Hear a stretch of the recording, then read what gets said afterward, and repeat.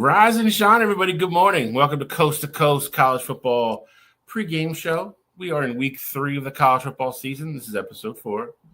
But we have another jam-packed episode for you this morning. We are ready to go. All 3 of us are up bright and early. Alex is putting on the gun show for some reason this morning. Not sure why, but we'll get to that soon.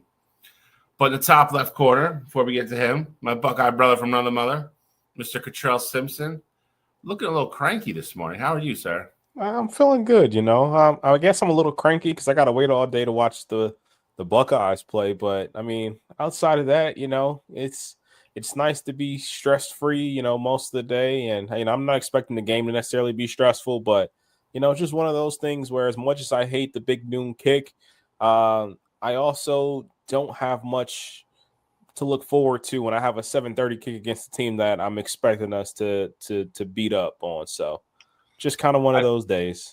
I feel that. It's a long day. It's still anticipatory, but then you get there and you're like, this isn't much of a game, and it's almost kind of like a throwaway Saturday, but I understand. I don't even know what to make of this outfit this morning. It's early, man. It's early. Oh, he's going hand mic today. Oh, we're going hand mic. All right. Hand mic today. All right. Well, let's go powerful today. Mr. Paul Bunyan himself, the gun show, Mr. Alex Elmore. How are you, sir? I'm good. It's a little early for my liking, but we do this every week. But this week, I'm up with a purpose because as soon as we're done with this show, Ducks kickoff against Northwestern, 9 a.m. our time.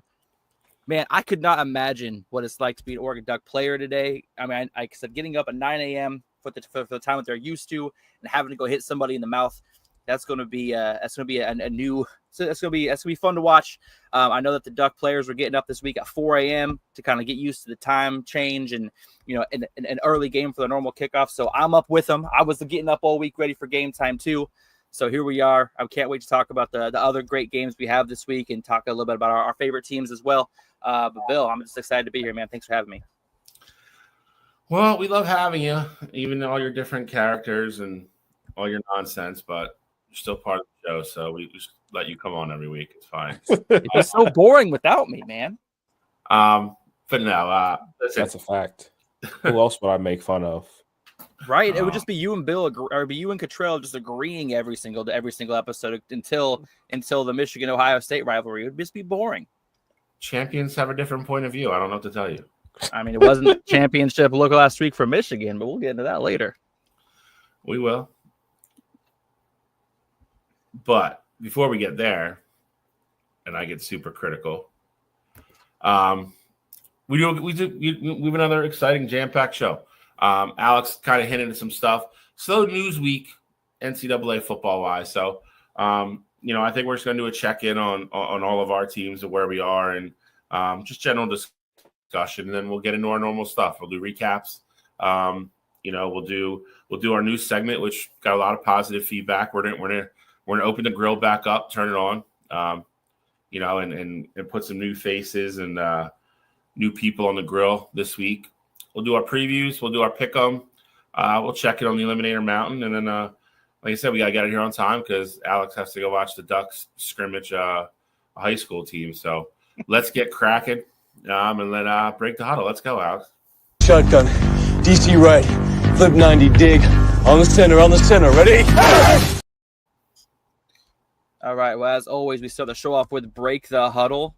Bill kind of said it was a little bit of a slow news week as far as college football goes. So we're going to do a little team check-in. Each, all of our teams play 2 games so far in the season. It's time to get those early season reactions as far as how you're feeling about your team, how your outlook on the season looks with what you've seen so far, and what you'd like to see them improve on or continue doing well if they're doing something that you like. Let's just go take a quick look.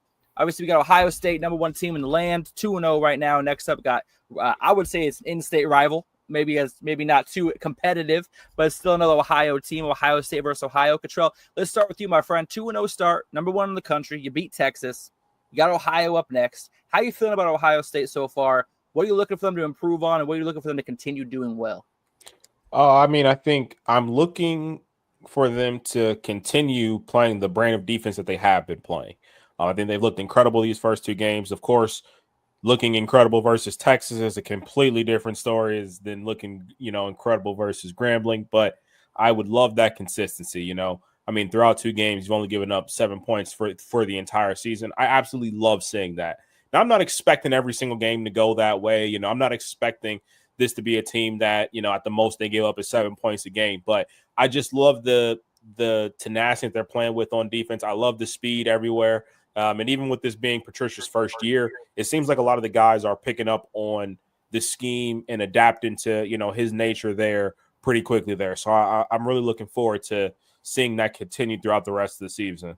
As far as what I want them to improve, I guess there's not necessarily just one specific thing that I want them to improve on, but I guess something that I want to see more of is just that offense. Like, I want to see the explosive plays, and they happened there against Grambling, but that they were supposed to happen against Grambling. Grambling is a FCS school, HBCU, and that game was supposed to go ultimately the way that it did.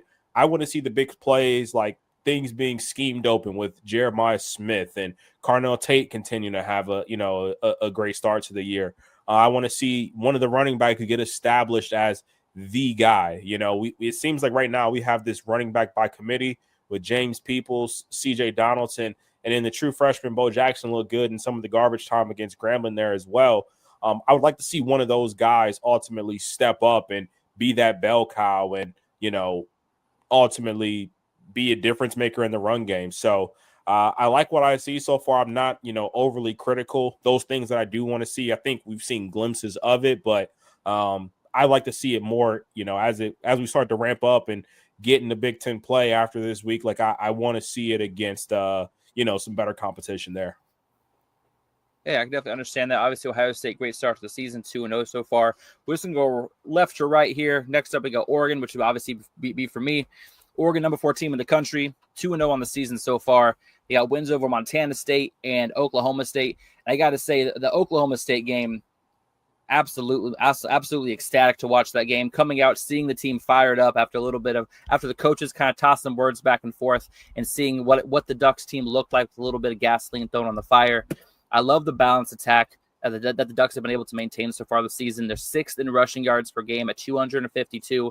They're averaging 283 passing yards per game. They're 3rd in points in college at 65 points per game, and 10th in scoring defense. Now, I get that they've only played Montana State and Oklahoma State, but it's still a good start to the season that kind of points in the direction that they're going. Dante Moore has not been sacked one time this season. Last year, when we started off the season against Idaho, we started off with 3 sacks in the first game. So getting through the first 2 games of the season without 1 sack being registered, that's obviously huge as a Duck fan. And I think the thing I really want to see more, actually, I don't know if I want to see it more, but the questions that I have about this Duck team is what's going on with Mekhi Hughes. He's only had 3 carries for 10 yards over the first 2 games, 10 carries for 32 yards over the first 2 games. I was expecting him to have a much larger impact on the offense than he has so far. I mean, he was talked in with preseason All-American possibilities for him. So I want to see, obviously, Noah Whittingham is having a fantastic year, but I want to see Mekhi Hughes kind of get the ball a little bit more, get him kind of rolling and see what a true 3-headed backfield can look like. So I guess for me, it's not something I want to see change. Just I want to see a couple players show a little bit more for me in today's game against Northwestern. But Bill, that kind of takes us over to you, number 23, still in the rankings, Michigan, 1-1. Heartbreaker this last weekend against Oklahoma. What are you seeing for Michigan? What would you like to see change, and what do you like that you see? I mean, I'm still cautiously optimistic. I mean, my big thing is they got to use it to let Bryce play. I mean, at some point, he's an 18-year-old kid, and he's going to make mistakes, and he's going to make them at one point or the other. You might as well get them all out of the way this year. There's no point of playing this cautious training wheel type offense that you think you're going to protect him, because eventually you're going to have to take the training wheels off, and then he's still going to make the same mistakes 6 weeks from now that he would make last week. Just get him out of the way. He's got to learn one way or the other. They got to get healthy. There was a lot of reports that Rod Moore and Spillman were definitely going to play last week, which is their 2 starting safeties, which they haven't had at all this year. And they both sat out again. Klein didn't play last week. I don't think they changed the outcome of the game. Not saying anything like that, but I want to see the defensive unit healthy because they're doing a lot of good things. I think kids are growing into their positions. I think that unit's just going to get better and better. It'll definitely be the stronger unit again this year. I think Justice Hayes has been incredible on the offensive side. Again, I mean, I think we went out and got these receivers and got Bryce, and we have a great two-headed running attack. This vanilla game plan just isn't it. Just let the kid play.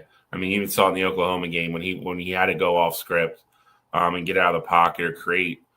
Those were the biggest plays of the night of the offense. The kid didn't throw a bad ball. Made a couple really exceptional throws.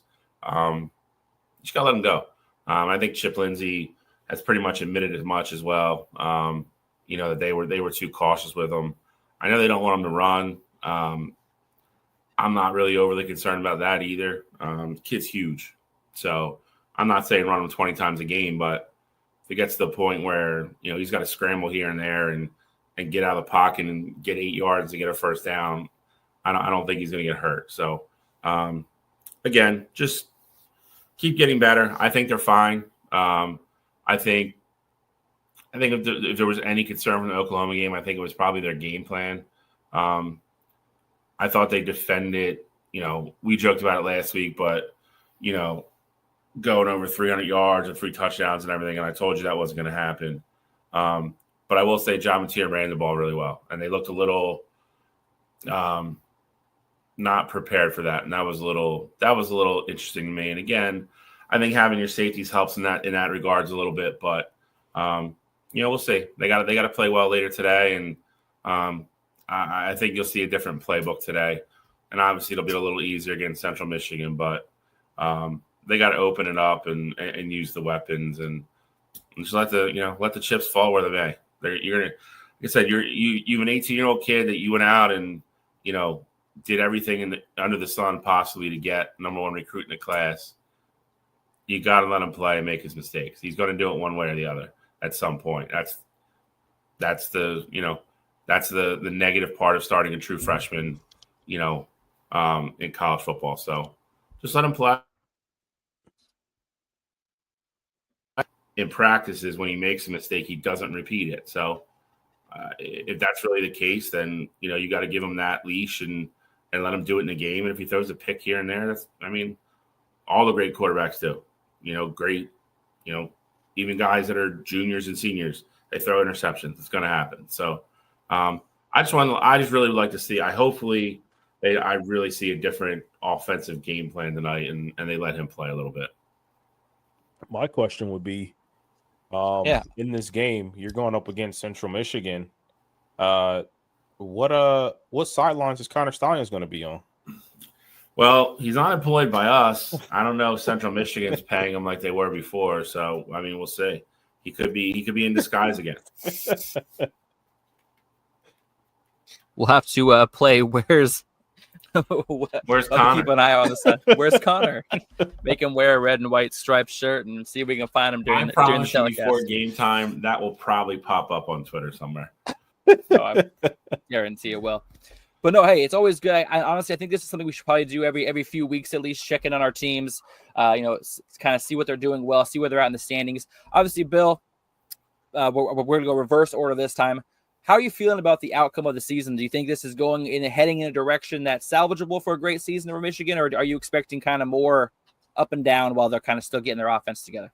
No, listen, we went over their schedule, and I thought 10-2 was probably really good. I think 9-3 is still probably the most probable outcome, and 8-4 is probably, Worst the floor. case. Yeah. Okay. And if they're 8-4 with him, getting all that experience and then coming back next year, then I'm fine with that. So, again, I still think they're fine. I think they have to get healthy. Like I said, not no kidding aside, but we talk about Caleb Moore a lot, but the next best safety in the country is probably Rod Moore. So the dude's an animal. He makes a difference. He's a difference maker defensively, and they've been fine on the outside. It's the back end that's killing them. So they missed a lot of tackles in the box, and they've missed assignments over the middle, stuff that Rod Moore and Spillman aren't going to do. So And then obviously having, Martin Klein out last week against Oklahoma was a big one because he's kind of the next in line of, huge athletic tight ends that Michigan has. So, again, I mean, I don't think I'm going to learn too much later today playing Central. We go to Nebraska after that. I think that'll be an interesting game to watch. But then again, that was one of the pitfalls. So if they get out of there, I think with what they have left between, I think the only other losses they would possibly have would be USC on the road and possibly Ohio State. So if they can get through the next 2 weeks and be 3-1 after the first month, I think they're still in good shape. Absolutely. I love that take on that. Jumping over to Oregon, just like how you said with Central Michigan, I'm sure, Contrell, you're probably going to say the same thing. I'm not sure exactly how much we're going to see against Northwestern today. Obviously, it is a conference opponent, so there's a little bit more urgency in as far as putting this game away early, especially with the 9 a.m. start time. Well, it's obviously 12 local time, 9 a.m. for as far as the Oregon's Ducks players' bodies are concerned. So I'm hoping for not, I'm hoping that they don't come out a little flat and have a slow start to the game. But yeah, I mean, honestly, when I'm watching this team, this looks like one of the fastest and most physical Duck teams I've seen in my tenure as a fan. So obviously the sky's the limit with what this team can do. I just do think that 12-0 is definitely possible. I think 11-1 though would be the floor for this team, especially not having like Ohio State or Michigan on the schedule. I think that Penn State game really kind of looms heavy here in a couple weeks. Obviously, we got our rivalry, Oregon State next week, and then Penn State after that. But I still think that a 12-0 season is definitely possible for this Oregon team, just with how fast they fly around the ball, how fast they fly to the ball defensively, and just their explosive play capability. So I'm still high on the Oregon Ducks this season. I love what I've seen so far.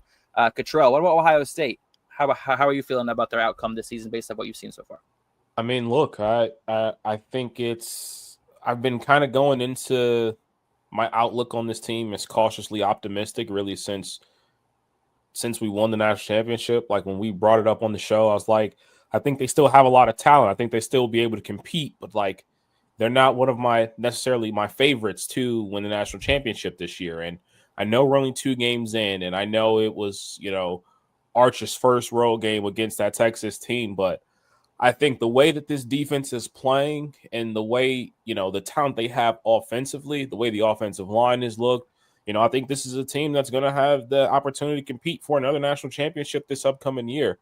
Now, again, that's not to say that I think they're going to be my favorites or that I'm going to pick them necessarily win, but, in this new 12-team era, I always thought Ohio State's going to be one of those teams that's just in the playoff every single year.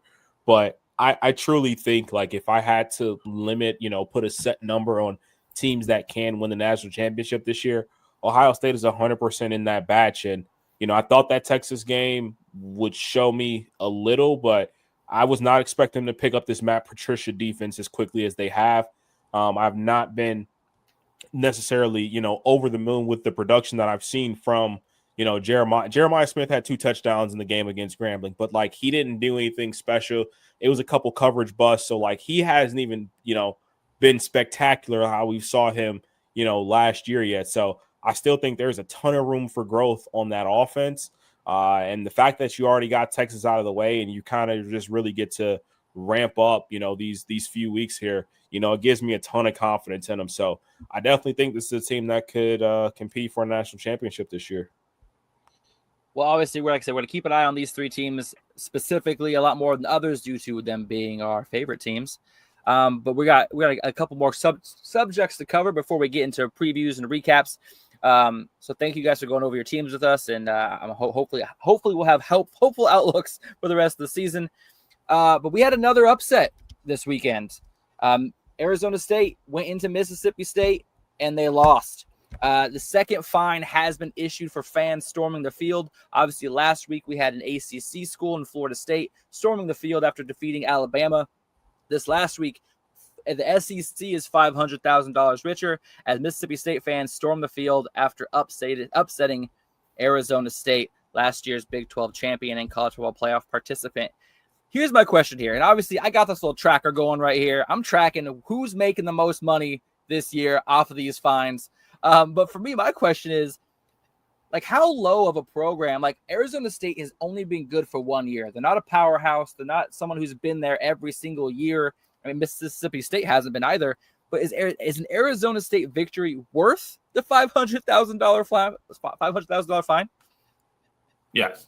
For as bad as Mississippi State's been the last, I probably want to say decade, for a program that used to be,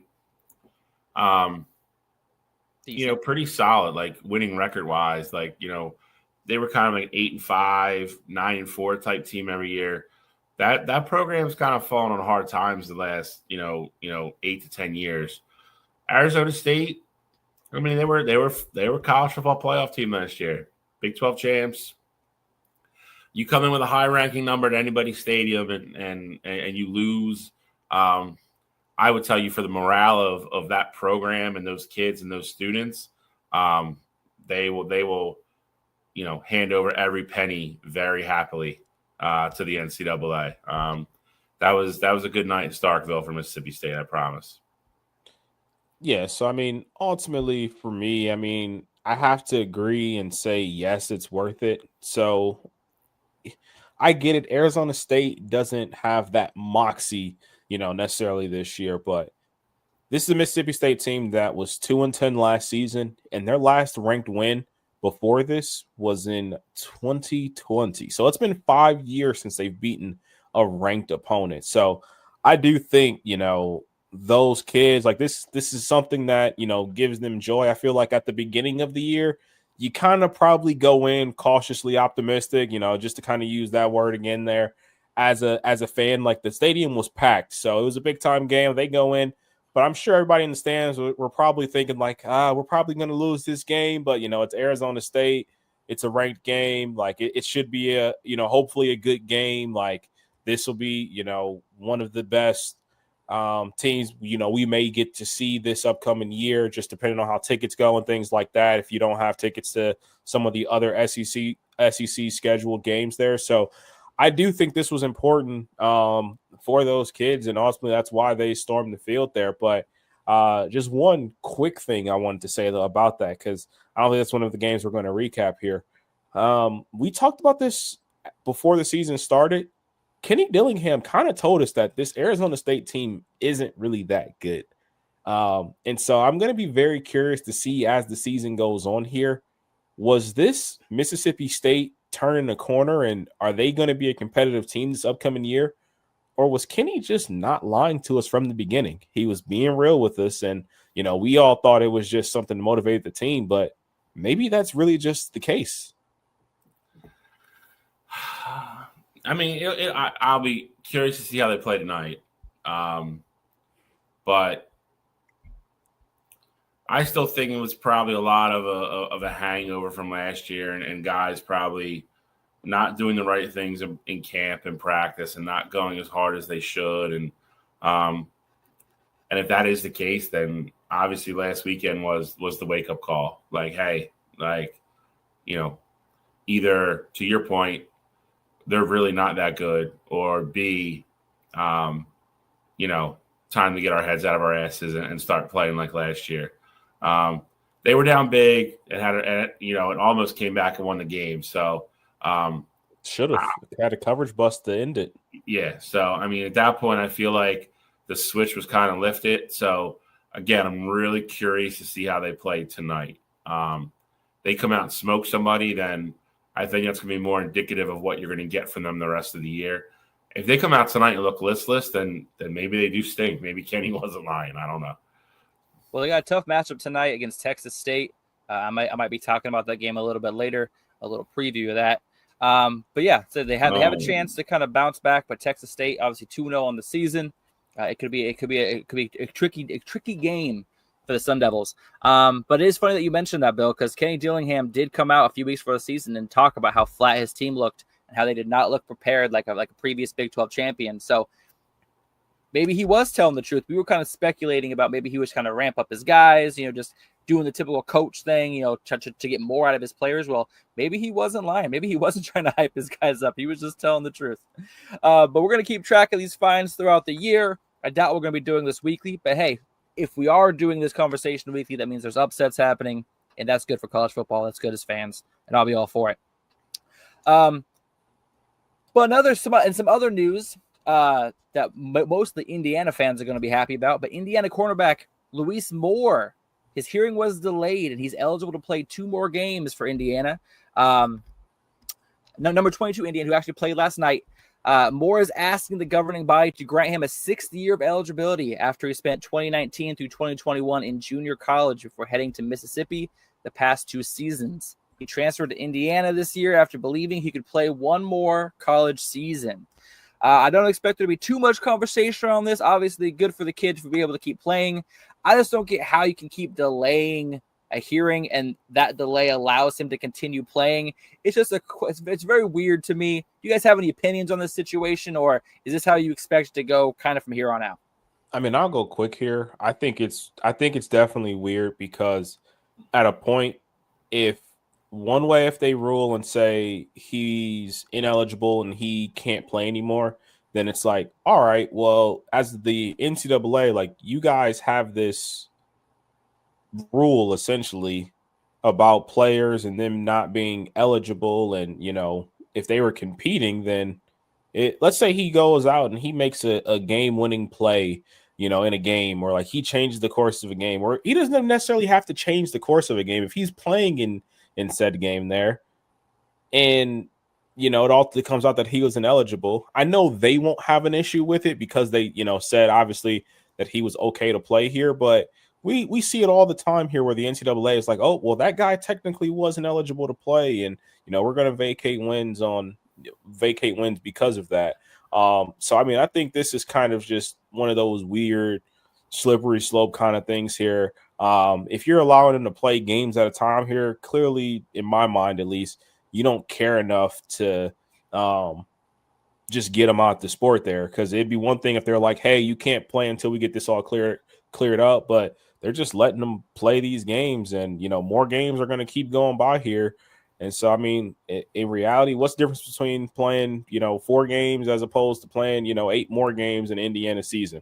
Like if he's the difference maker in a couple of these early games, you know, here, you know, who's to say he's not going to be a difference maker later on in the season there? So ultimately for me, I think they should just go ahead, let the kid play, especially now that we have this newer clarification on the JUCO rules. I get that it was before the rules were in place there, but just at this point, go ahead and let the kid play. Yeah, I mean, I feel the same way Cottrell does. I'm very curious to see ultimately when this probably gets messy, how quick the NCAA tries to, you know, put all the blame on somebody else and wash their hands of this, because this is what they'll do. But I also kind of agree with Cottrell. I think at this point, if they're just going to let him keep playing, I feel like this isn't a big, you know, an important thing for them.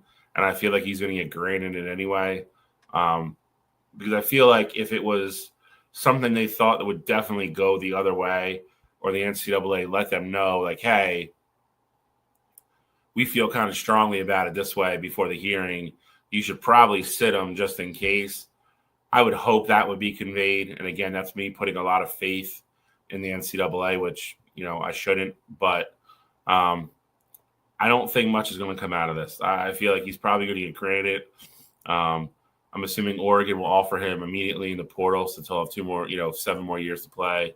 And then, you know, we'll go from there. But I don't think it's going to be, I hope it doesn't get messy. I'll put it that way, because it would be a shame if it did, because this was all very avoidable.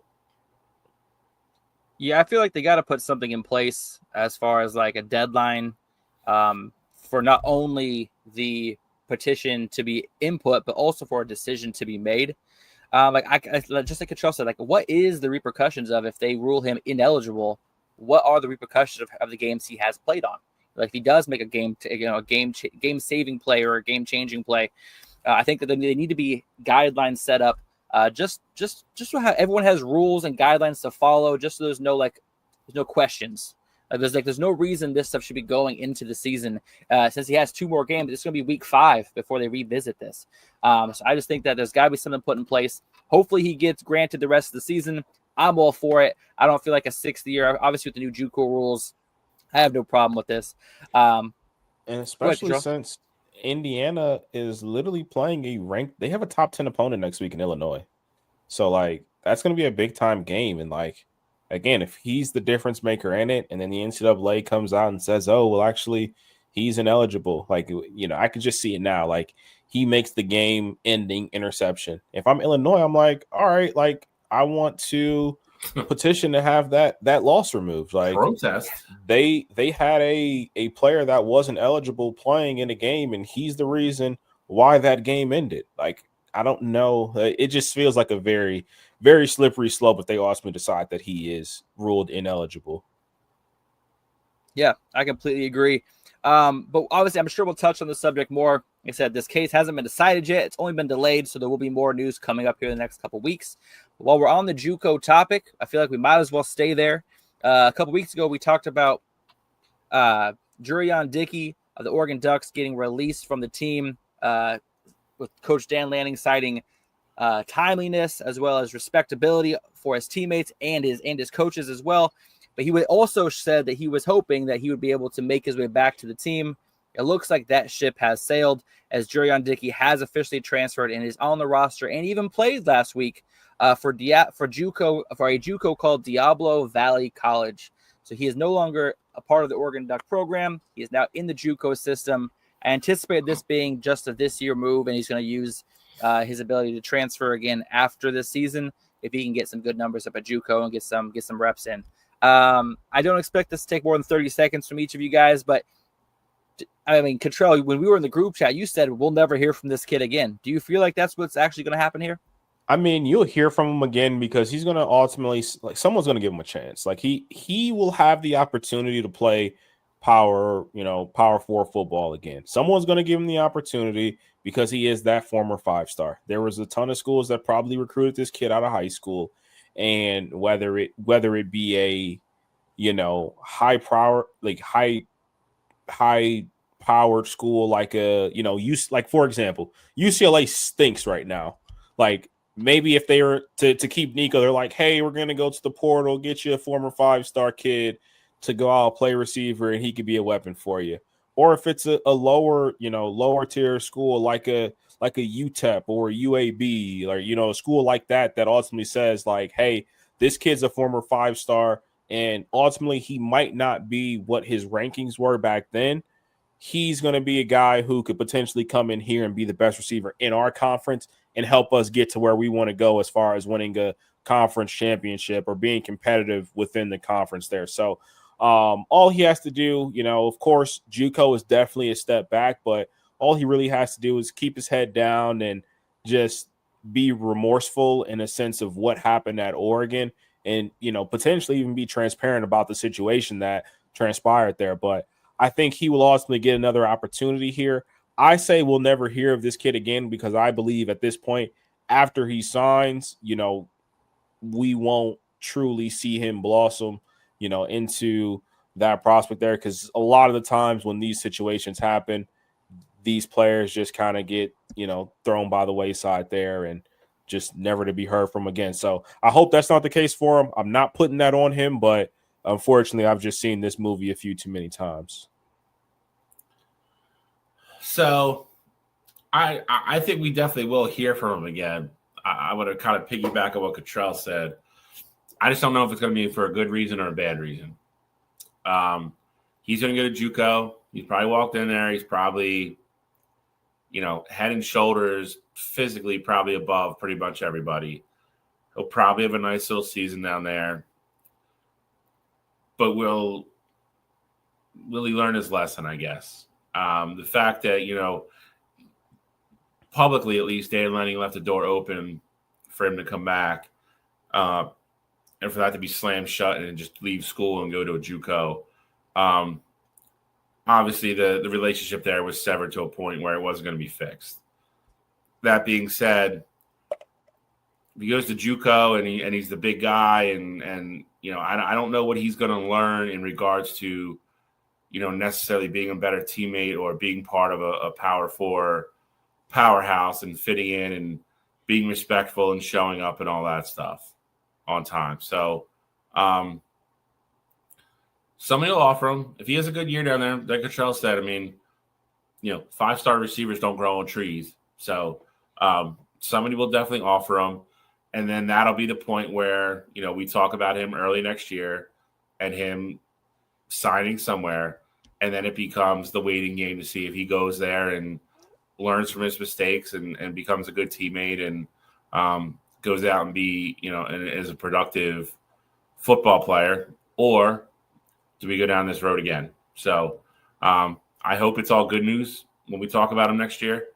Because you always want to see kids succeed, and we talk about it a lot. They are kids; they make mistakes, and some kids have to grow up the hard way, and some kids mature, with after adversity and stuff like that. So I hope he's one of those. Because physically, he's obviously an extremely gifted kid, extremely gifted athlete. Could probably be a really good wide receiver, but you got to be a good person. You got to be a good teammate, and you have to be mentally checked in to be a good football player too. So hopefully he learns from all this. And, like I said, he goes down there, works on his game, works on the mental aspect of being a better person and a better teammate. And then next year we see him sign somewhere good, and, hopefully he resurrects his career. Yeah. I mean, with the way that Dan Lanning addressed the press about him, it honestly felt like a situation that was salvageable, that was fixable. And usually, when that connection is cut, or the ties are broken, usually the coach, the player, people are not hesitant to kind of air it out and let people know what happened. But like Dan Lanning kind of approached the press really respectfully, just said, hey, you had these 2 rules. Some things he was doing wasn't living to those rules, not being specific or saying what he did. And like, hopefully he'll have an opportunity here or somewhere else. Like, he left the door open. And I feel like as, a 19-year-old kid, 20-year-old kid, it's hard to be like, yo, I messed up. Let me fix myself, come back, with the right mindset. I feel like maybe a change of scenery is exactly what he needs. But just like you said, Bill, hope the best for him. Sucks it wasn't at Oregon. Like you said, Cottrell, he was a 5-star kid, but you got to have a 5-star attitude too. So we shall see, obviously, as his career moves on, if this was the right move for him or not. But that wraps us up for Break the Huddle. Bill, all we have next, my friend, is going to be the recaps from last week's episode, and then we'll get into Cooked or Not. Works for me. Where we want to start? It's up to you, my friend. Do you want to just rip the Band-Aid off and get that Michigan discussion out the way, or you want to save that till later? We can save it till later. I kind of already addressed some of it, to be honest. So let's start in the top right corner. Let's talk about the slow and ultimate death of your Iowa Hawkeyes. How dare you say that? All right, it was a fantastic game. Cy-Hawk Trophy. It was a great game, man. Look, I told you guys last week, I am a Pac-12, Pac-10 guy. I love offense. But there's something about the black and gold of Iowa that I love watching their defense, and I love watching their slobber knockers of a game. But no, this was another classic. Obviously, most of us called the under, being how these teams have historically played against each other. And for me, this game was really a roller coaster. Obviously, I was picking Iowa to win the game.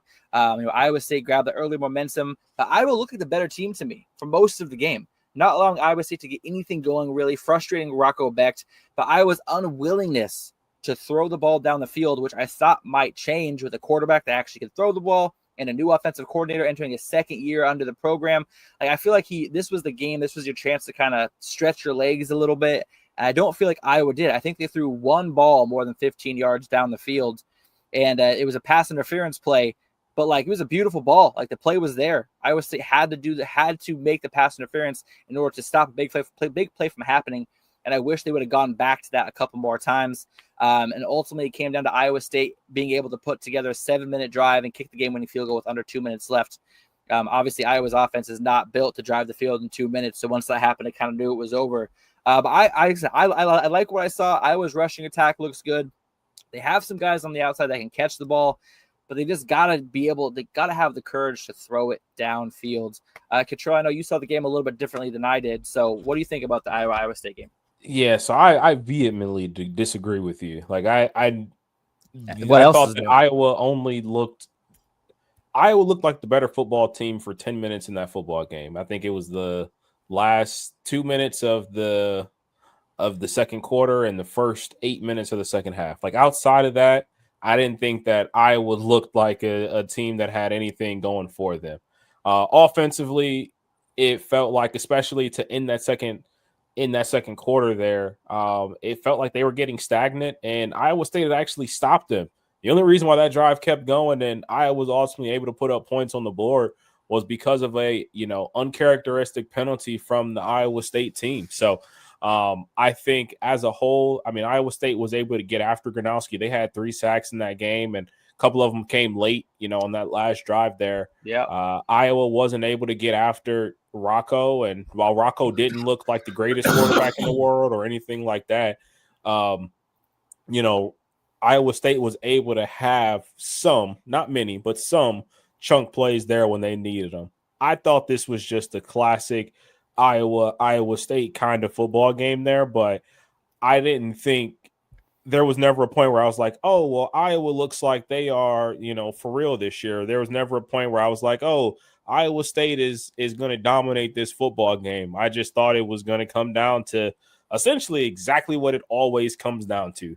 Iowa does not have the willpower or the manpower to put the ball in the end zone, and they lost by 3 here, and they had the ball to end the game, and they weren't able to drive the field and put points up on the board, and that just feels like that's always the case with that Iowa Hawkeyes bunch.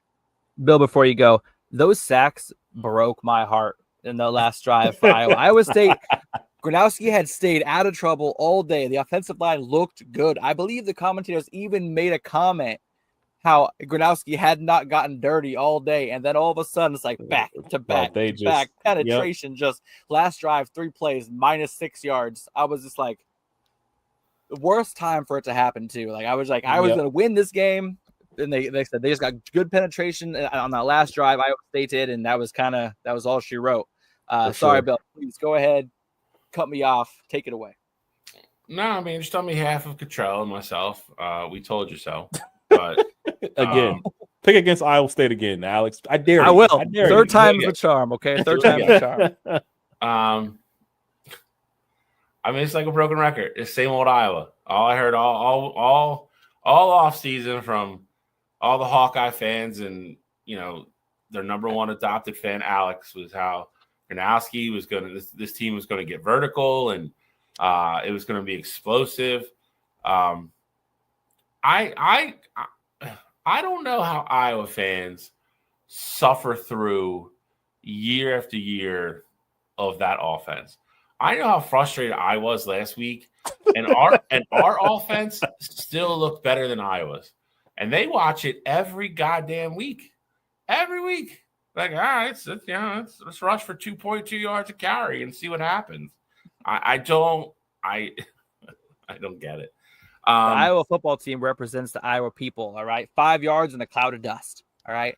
If they got 5 yards in a cloud of dust, they would be okay, but they don't. Well played. Listen, I don't know. I feel like these guys walk out there with like half a playbook. It's like right before they walk out, Kirk Ferentz is like, yeah, take all the pass plays out. We're not going to use those. And it's just, I don't know. I think Iowa State is a solid football team. I really do. I think they might be the team that kind of, just floated under the radar. They have 2 ranked wins, or well, not ranked, but they have 2 big wins already. 3-0, 16. I don't know if I've seen anybody better in the Big 12 overall as a team yet. A lot of football to go, but if you're an Iowa State fan, I think you have to be very happy with where that team is right now. You're 3 weeks into the season, and you can honestly look yourself in the mirror and say that team's kind of battle-tested already. Matt Campbell's a really good coach. They have an experienced quarterback, which matters. It'll be really interesting to see how they go down the stretch. For Iowa, they're going to start Big Ten play. They're going to see defenses that are just as good, if not better than Iowa State's pretty much week in, week out. This might be another long season for the Hawkeyes. it's just this kind of falls back into what I mentioned earlier with Michigan and Bryce, and the same mistake they made.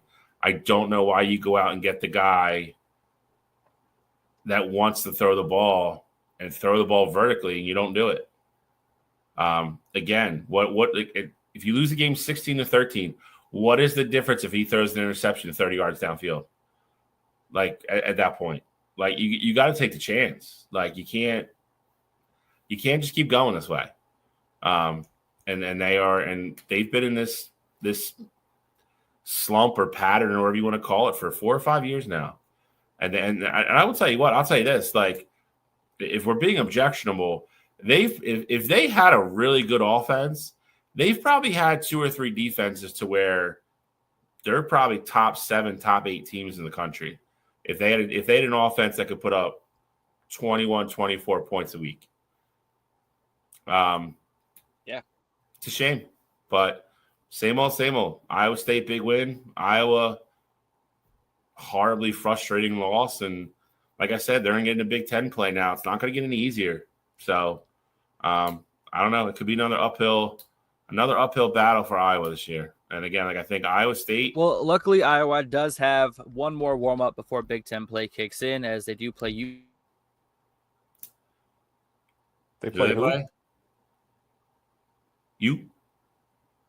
They don't play me. He gone. I think he we frozen. lost Alex. I think Iowa State's the most impressive Big 12 team so far, though. I mean, we just talked about Arizona State. We're going to get into 2 other teams here in a second, but, I don't know if, we've seen Kansas State struggles. I don't know. I don't know if anybody's better than them right now. Nope, he's back. About that, guys, my internet did something real weird.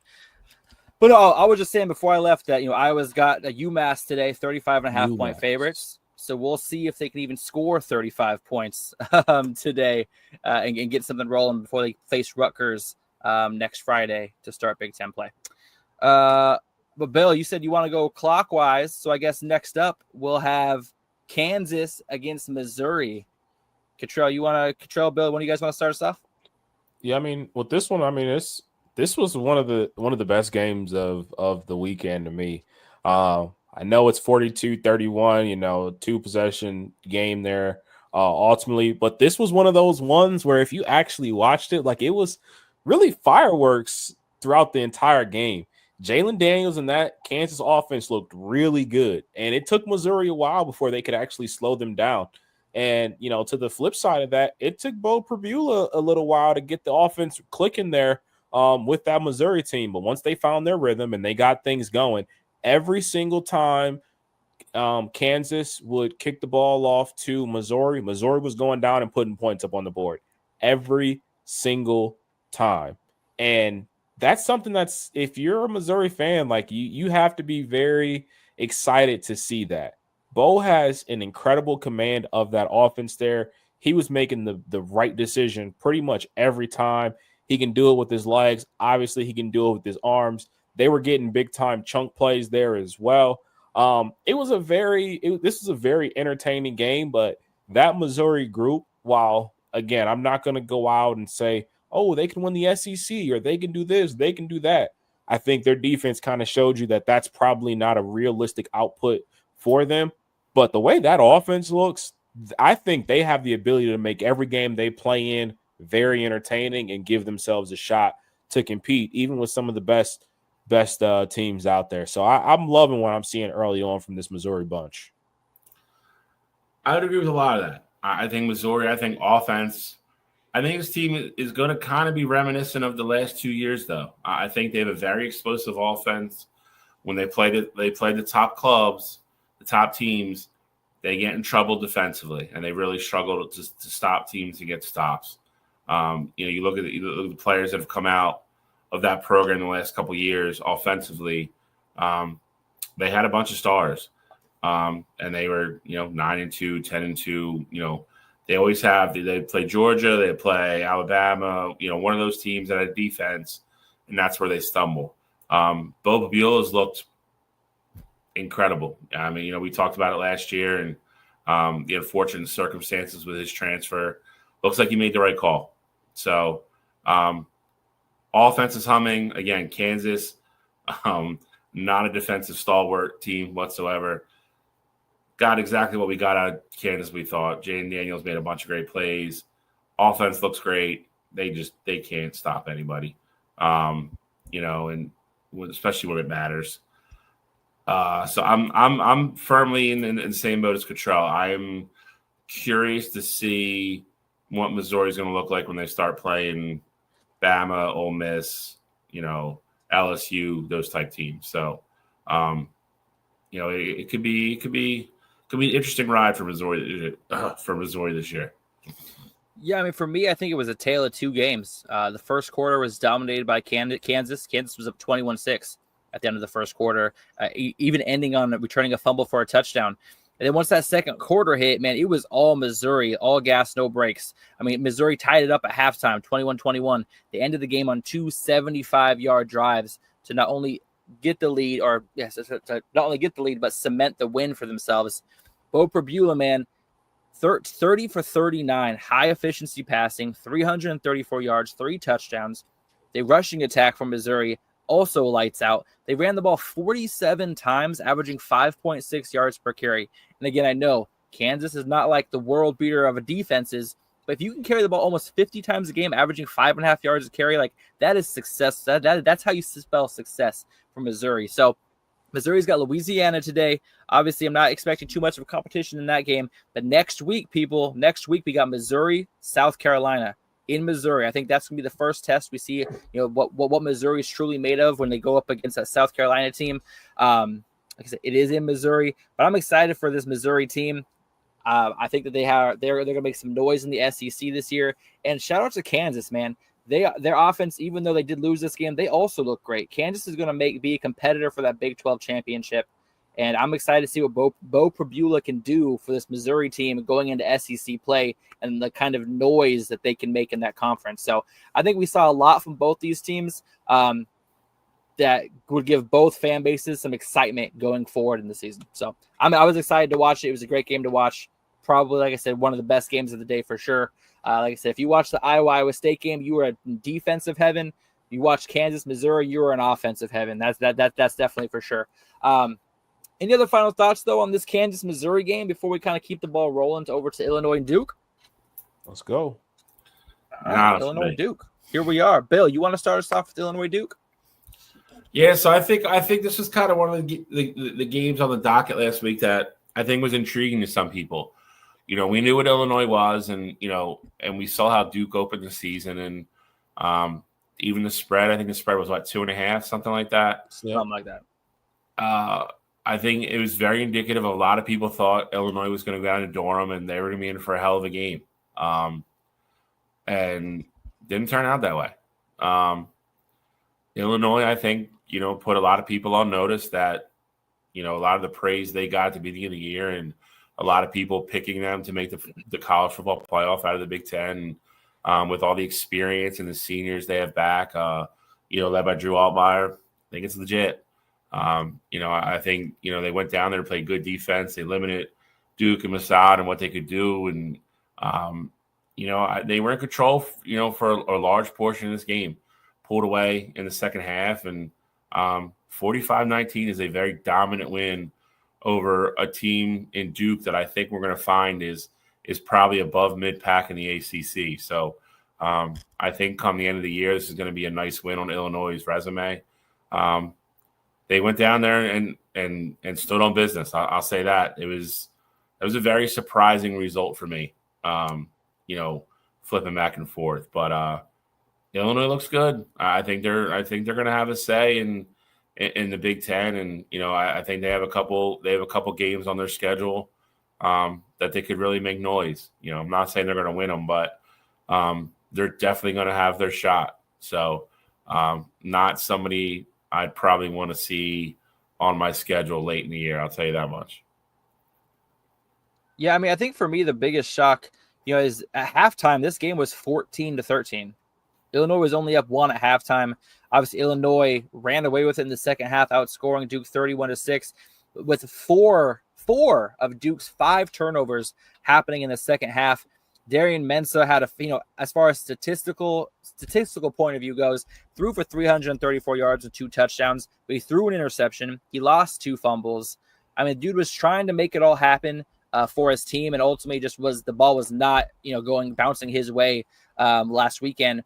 But Illinois looks good. That defense is about ball hawks. They like I said, they group tackle. When the ball hits the ground, there are 4 or 5 Illinois players diving on it. Like that's the type of defense that can really make some noise, especially in the Big Ten. Like I said, the score, obviously 45-19. I feel like this game should have been more on the lines of like 28-25 with the way that first half went. But those turnovers absolutely shot Duke in the foot, absolutely ending any chance that they had. After Illinois went up 15 points after the third quarter, you could kind of tell Duke was already hanging their head. The turnovers had already kind of gotten to them. But Illinois, like I said, great win on the road. Top 10, or obviously they're in a playoff spot right now. Their schedule gets a little bit tougher as it goes on, as obviously next up they have up next. They got Western Michigan today, and then they start against Indiana next week in Big Ten play. So this is a big warm-up game for Illinois before getting into conference play, and I think that they really went to Duke and took care of business like they had to. Illinois kind of makes me a little nervous going into Big Ten play with how that defense looks. Cottrell, how do you feel? Yeah, so I mean, I think you made an excellent point about essentially this game being a tale of 2 halves. If you watch that game in the first half, because Ohio State didn't play until 3:30, so I got a chance to just kind of flip back and forth between those noon games there. And if you watch that game in the first half, you're like, all right, this game is as advertised. Like you're getting this matchup of Duke against Illinois, who we talk about the spread being at 2.5. It was like, all right, that's like the perfect number. This game's going to be great. It's going to go down to the wire. And then even into that third quarter, like obviously you said they outscored them 31-6 there in the second half, but even in that third quarter, there was a point in time where I believe Illinois was only down like 8 or 9 points in that, it was one possession or 9, less than 10 points, and that they were down ultimately in that third quarter there. But then the wheels just started falling off, and Illinois was just able to take advantage of that. And so I think that, of course, you have to credit Illinois for getting those turnovers and putting up points on the board and things like that. But like, if you just look at this from a box score standpoint, you look at 45-19 and think Illinois just absolutely dominated this football game. And for 3 quarters, that really wasn't the case there. So if you're Duke, I think, you're never happy to necessarily lose. But at the same time, like, I do think this is one of those losses that you can absolutely build on, and it doesn't necessarily have to be indicative of the season. Like, this is a top 10 now, ranked opponent, and you were hanging in there with them for 3 quarters, and you shot yourself in the foot for a lot of the reason why the score got as out of hand as it did. So if you're Darian Mensah, if you're, a part of that Duke football team, you say, hey, in these big games, can we limit the turnover? And we're going to put ourselves in a position to compete with some of these big-time schools. I think you have to be happy kind of walking away knowing that, although the result of the game was as lopsided as it was. On the flip side of it for Illinois, I'm also with you, Alex. I do think that Illinois defense looked really good, and they were able to force a lot of, turnovers there in that game. And, on the flip side of it there as well, when you have Luke Altmaier as the experienced guy on the offense, not making those kinds of mistakes, not needing to be Superman, playing within the game in itself. This is an Illinois team who I truly feel like they know what's in front of them. They know they have an opportunity to potentially make the college football playoff this year. And they know this is probably one of the best teams as a whole that they've had in a really long time. So I think they're playing with a ton of confidence in a game like this. I think we're going to look back later on in the year. Duke's going to be ranked at, towards the end of the year. And I think we're going to look back and say, hey, this Illinois team is actually, really something. And I remember how they looked week 2 playing against a Duke team who we see now is, potentially competing for an ACC championship, or 8-2, coming into week 11 or 12 and stuff like that. So really good win, though, for Illinois. It's kind of like, going into this week, Darian Mensah goes up against his old team in Tulane for the first time, obviously since transferring Like, he's got to have a short memory though from last week. He's got to be able to go into that game because his emotions are going to be riding high going up against his old team, and a butt whipping like that Illinois laid out for Duke, that can really carry over with the team. So I want to see today how well Duke can kind of snap out of it, start this game from fresh, and see what they can kind of make of it and go on a little bit of a run, because I don't want to see them kind of hang their heads from last week. I feel like we will learn something about Duke today and Darian Mensah when they play Tulane. So that's a game I'm looking forward to see. But like I said, with the result like last week, 45-19 loss, I want to see how Duke bounces back. But the last game that we're going to recap from last week, Michigan, Oklahoma. Oklahoma 24, Michigan 13, game of the week that was as we saw fit. Bill, do you want to start us off with your takeaways, or you want to kind of just go last and have Cottrell and I just rip you apart? I don't care. Cottrell, you want to start off, or should I? I mean, I can start it off here. Look, if I'm a Michigan fan, I am not happy with what I saw. Obviously, defensively, I think Mateer is going to have his moments. Like, I don't think I'm necessarily upset with the defense, how that game looked. Would I like them to slow down Oklahoma more? Sure. I think we all were expecting Oklahoma to be a better football team, especially offensively this year, by adding in Mateer and also bringing in Jay not out the portal. So that side of it, would you expect more? Yes, but I'm not necessarily mad about that. Oklahoma putting me up 24 points and winning, like, I don't think that's necessarily like the worst thing in the world for that Michigan team. What I will say is really bad, though, is that offensively, it would be one thing if Bryce Underwood had a bad game and they went out there and lost it. But for them to essentially have training wheels on this kid for 4 quarters is malpractice. And I get it. He is a true freshman. You don't want to shoot his confidence. You don't want to ask him to play above his head. You don't want to ask him for him specifically to go and win you this game here. But there were so many instances where I was like, Michigan is playing not to lose. Michigan is playing not to lose. Oh, it's third down. It's 3rd and 8. They're going to call a screenplay. They're going to call a draw. Like, there were so many times in that football game where it really felt like Sherrone Moore had no idea what to do with that group, like offensively. It was like one of those where it seemed like he felt damned if I do, damned if I don't. And I think, of course, this can be a learning experience, and moving forward, it should be a good thing that you get these kinds of games out of the way. So you're like, all right, moving forward, we're gonna just let them go. We're gonna let them rip it down the field and things like that. But it can also be one of those things where it's like, where do we find the balance moving forward here? And Bill, you said it earlier, which is I'm actually kind of surprised that this was one of your takeaways there. I agree with you in the sense that if 9-3 is ultimately where this team ends up, you'd be okay with that being Bryce Underwood's first year. Sherrone Moore, still new in the role there as the official head coach there. So you'd be like, okay with that. But at the same time, though, we talk about this on the show all the time as well.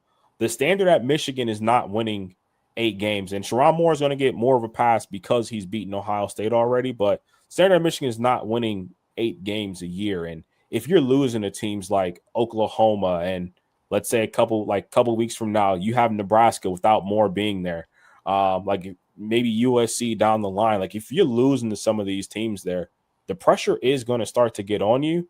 And, of course, that's going to be bad for Moore. But I also think at the same time, if you're Bryce Underwood and you're a 5-star kid and you were brought in to change the program and change the way that the offense looks and things like that, and they're not letting you air the ball out, at some point, like, yeah, the $12 million is nice, but like, I want to go be the first pick in the NFL draft. Like, I want to do, I want to be one of the best quarterbacks to ever go out there. Like, Michigan has to learn from this game. They need to rip the Band-Aid off and just absolutely let Bryce Underwood rip it. So I'm 100% with you there, Bill. Not trying to overreact too much with this game there, but for your guys' sake, I'm hoping that they keep the Band-Aid on. They just keep the training wheels on. They don't let it fly or anything like that. But I think they better, or there's going to be some there's going to be a lot of repercussions with that. I guess for me, I think the thing that really catches me off guard with this Michigan team is that 9 for 27 on third downs to start the year over the first 2 games, 3 for 14 against Oklahoma. And it's shocking to me because they're having such success running the ball with Justice Haynes. They should be having a lot more third down success with third and shorts and situations like that. Then you got Bryce Underwood. Obviously, people are trying to want Michigan to kind of open up their play calling a little bit. But like if you look at Bryce Underwood this last game, and Bill, you can kind of break it down a little bit better for me because I didn't watch the full thing. I was flipping back and forth. He was 9 for 24 passing.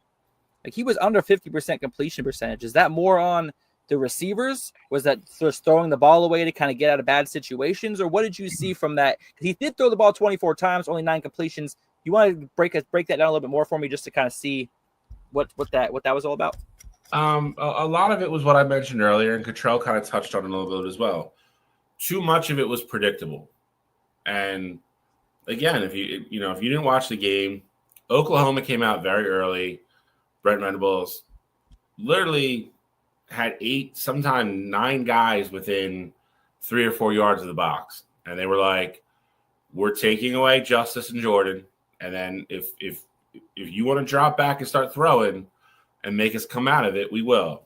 And they waited too long. They just waited too long. I mentioned it earlier. You look at McCauley, the transfer from Indiana. I think he had 9 catches for 80 yards. He had a good game.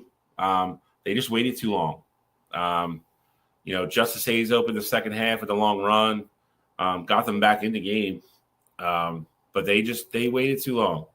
You can't have a team that knows you want to run, stopping the run, and then try to beat that run by throwing, bubble screens and stuff like that. They're already on the line of scrimmage. It's not going to work.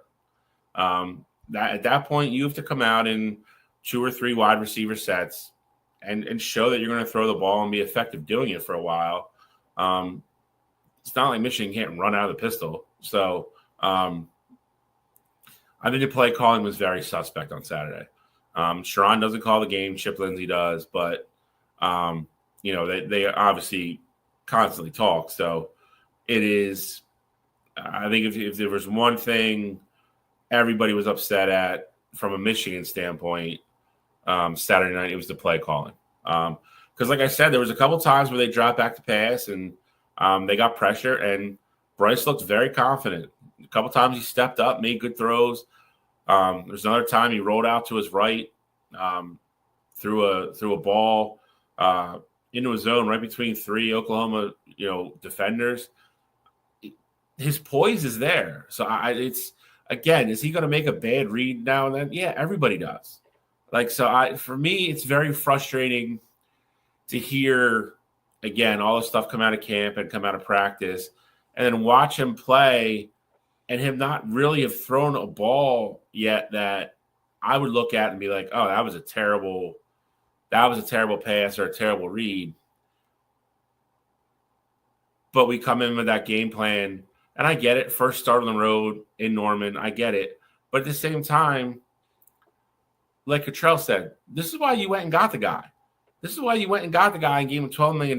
Like, to be the transitional, generational type kid, which a lot of people think he is, and from the glimpses you've already gotten, it looks like he's going to be. This is why you went and got him. Like, you got to let him play. So it's frustrating from that point of view. I don't know the inner workings of Sharon and Chip, and I don't know if Chip's calling plays and Sharon has final say. I don't know what that dynamic is. I'll be very curious to see what they look like today, because again, Sharon is suspended today, so it's won't be on the sidelines. I'm assuming Chip is going to have carte blanche to call today. I think it could be a little misleading because, again, in Central Michigan, it does not look like it's one of Central's kind of tough teams where they'll be 8-4 and they play everybody well. So I don't know how much I'm going to learn today. Next week, I think, is the litmus test for me. Nebraska is not an easy place to play. They're going to go out there. They have to win that game. They have to win that game in Nebraska. If they do, again, I think they're in good shape. But they have to go out there. And if somehow they do lose, but they lose in a different fashion than they lost at Oklahoma, I can live with that. Yep. I can't live with every time it's 3rd and 5 and we're still running the ball because we're afraid he's going to throw an interception. Like I said, he's got to get him out of his system at some point. So it's either going to be this year, next year, whenever. You look at all the great Dylan Gabriel, Stroud, all those guys, going through. They all throw interceptions. It happens. So, just get over and done with and let the kid play. The biggest thing about him has always been he's an incredible playmaker. He makes great decisions. Then let him go do that. So that's where I'm at, and I think that's where the majority of Michigan fans are at right now. Well, like we said, Michigan has Central Michigan today. Oklahoma goes to Pennsylvania to play Temple, and then following that, they have 7 of their last. What is that? Yeah, 8 of their last 9 games after this week against Temple are against ranked SEC opponents. So obviously, Oklahoma's schedule will get tougher from here on out. So that'll be interesting to see. But John Mateer, man, he's definitely top 3 control. Was he number 1 or he was top 3? Number Heisman 1. odds. He was number right 1 going into Heisman odds going into this week.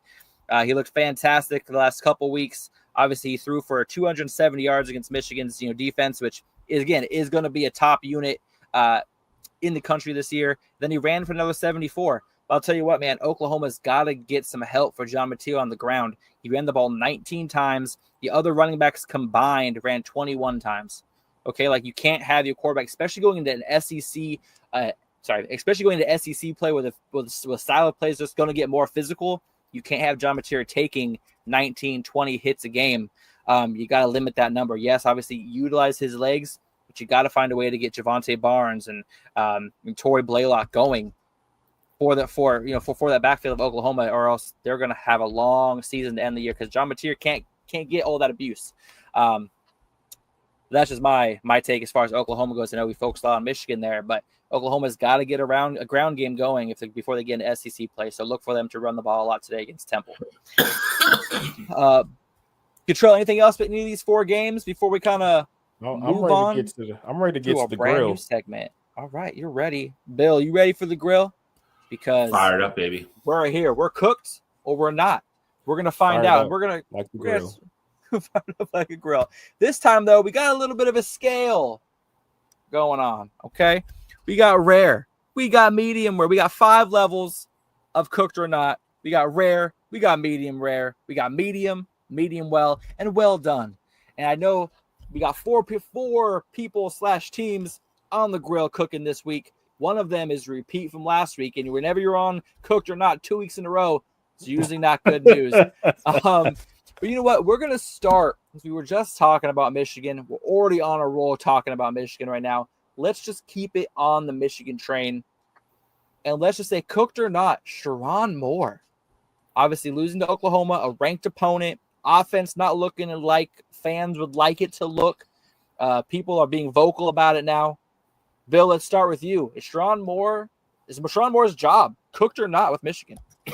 No, and it's not close. Cottrell already mentioned, the win over Ohio State. He's going to have, with this class and the next class coming in, he's going to have a little bit of a grace period. I would say this, it won't be a drawn out thing, though. I would say that. I would say this year, next year, I think as long as he's competitive and shows improvement and gets this team going in the right direction, he'll be okay. But I would say, if the program doesn't look like it's going the right way after that, it will get hot real quick, because they will, they will go look to replace him at that point after that. So he's I wouldn't even say he's out of the fridge yet, but he's rare in this situation. He needs to, he needs to show improvement, and he needs to make this team look exciting. And that's why we went out and got Bryce. And, Bryce is not going to take the brunt of, of this being his fault with the way the play calling's been. So, he's got to get it together, but he's got plenty of time. Control, what do you think about Sherrone Moore? So I think it's funny because Bill says he thinks that, Sherrone is still in the fridge. I think that game put him on the grill, but I think he's fresh. Like, I think he's rare. Like, I think that is the perfect level of what Sherrone Moore is. Ultimately, I think the biggest thing is that when you have as much as I don't like the guy, you have one of your biggest donors in Portnoy going on these podcasts and talking about how, maybe this won't be the year, and going on podcasts saying that he's going to text the biggest donor for the Michigan program in the next, 3, 4, 5 weeks, depending on how those games look. I think the conversations at least are starting, around that bunch there. I think he still has plenty of time. This could just be a blip in the radar. Like, this could even just be the wake-up moment or the wake-up call for them, and everything looks good for them moving forward there. However, if we start to see more of how that game looked specifically, not even just wins and losses, but more of how that game looked, especially offensively there, I do think, that temperature is just going to rise and rise there, especially with Portnoy being as prevalent as he is and as outspoken as he is there. So I ultimately have him at rare there. I think he has a big time opportunity to turn this thing around here, but when the noises start to happen from within there, I ultimately think that is something you got to keep your eye out on. And like I said about 10 minutes ago, Michigan is one of those schools where going 8-4, for the second year in a row is not going to cut it there. So I do think he's rare, but I got him on the grill. Okay, yeah, and I definitely have to agree with you there, Cottrell. I have him rare. I don't know if Sherrone Moore is the guy for that Michigan program. I don't know if he's going to be the guy for much longer, to be honest. Obviously, he gets the leeway. We're just a year off of a national championship run.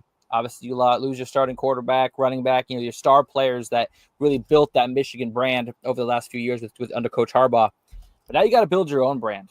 And he does that by bringing in Bryce Underwood. He got a great transfer in Justice Haynes. He's got to have, exactly like you said, a 9-3, 8-4 season, 2 years in a row at Michigan isn't what the donors and isn't what the fans, isn't what the university expects. But I do think he has this year still. I do think that you said you're 2 years off a national championship. I think a national championship buys you 2 years to rebuild. I think next year is when we really will start to talk about him getting to that medium level on the grill, especially if next year starts off with the offense looking like this. I get first year put on the training wheels for Bryce Underwood. I don't agree with it. Bill doesn't agree with it. I think even Cottrell would like to see what this kid can do in this first year. This is kind of like the year that you should not care about. Just lay it all out there, see what you can do, see what you got, find out what weapons you have, how you can utilize Bryce the right way. And next year is going to be the year that things are really going to start to heat up for him, because, like I said, I don't think Sherrone Moore is the guy at Michigan. I don't know who is the guy. He just doesn't feel like a guy who can lead this Michigan program to a national championship. And Bill, if you could just comment on that real quick before we move on, do you feel like Sherrone Moore has the coaching ability or the mindset to bring Michigan back to national title hopes? Be honest here. I do. I think he has the right mentality. I think he's carrying over. I think he was the right person to carry over the culture and the toughness and everything that Harbaugh built over the last 3 or 4 years. Everybody, I can tell you universally, he's liked in regards to people around the program. And a lot of, I think he's tough. I think behind the scenes, a lot of things you hear is he's intense and, he pushes the kids. And, I do think he is. I don't think he's a guy that's ever going to be I don't think he'd be able to be the guy is the OC and the head coach. I think he's definitely a guy that has to be in charge of everything and can lead them the right way, but not have like too much on his plate. Like he's going to lean on Chip. He's going to lean on Wink. And I think again, I think with the tools and the resources they have up there, if he continues to recruit, they're going to keep playing, that type of football. And it's been proven if you do it the right way, you can win with it. So I'm not going to sit here and say he's going to win, 4 or 5 national championships, but I think he's capable of winning 1 or 2. All right. Well, we're going to keep moving down the grill. Next up, another coach. He's been on the hot seat talk quite a bit with us, and now he's officially on the grill. Billy Napier of Florida. They lost to South Florida last week. Was it 18-16? Great game if you watched it. South Florida playing out of their heads right now. Cottrell, how about you start it off this time? Billy Napier, you're already not a fan of him, but how much does this USF loss cook Billy Napier's job at Florida? So ultimately, I don't think this is the one that just kills it, but Billy Napier is medium well. Like he is, right on the verge of becoming well done there. And I ultimately think that USF game, I think USF is a good team. I actually expected them to win that football game. Like they were my super dog pick last week, and I was mentioning how I thought they could win the game outright there. But ultimately, though, we know how daunting Florida's schedule is year in and year out, and especially this year. Like this is one of those games where you're looking at it and you're looking at their schedule, and it's like, all right, now you have to go beat a Bama. You have to go beat a Georgia to be like in the conversation just of relevance in the SEC there. So I think he's medium well right now. I think he is well on his way to being well done and no longer be the coach there at Florida. But right now, I think he's medium well. Right, yeah. And for me, honestly, like I want to say he's medium. I do think that this season could be his last. But as far as it goes right now in the season, I put him at medium only because USF has knocked off 2 ranked teams in the first 2 weeks. Boise State, obviously, maybe not be the team we thought they were. Beat them into the dirt. Pulls out the win against Florida. And this week, they go up against another ranked team in Miami. So if USF can find a way to beat Miami or even make it a 1-possession game, I think it makes the loss to South Florida look a lot better.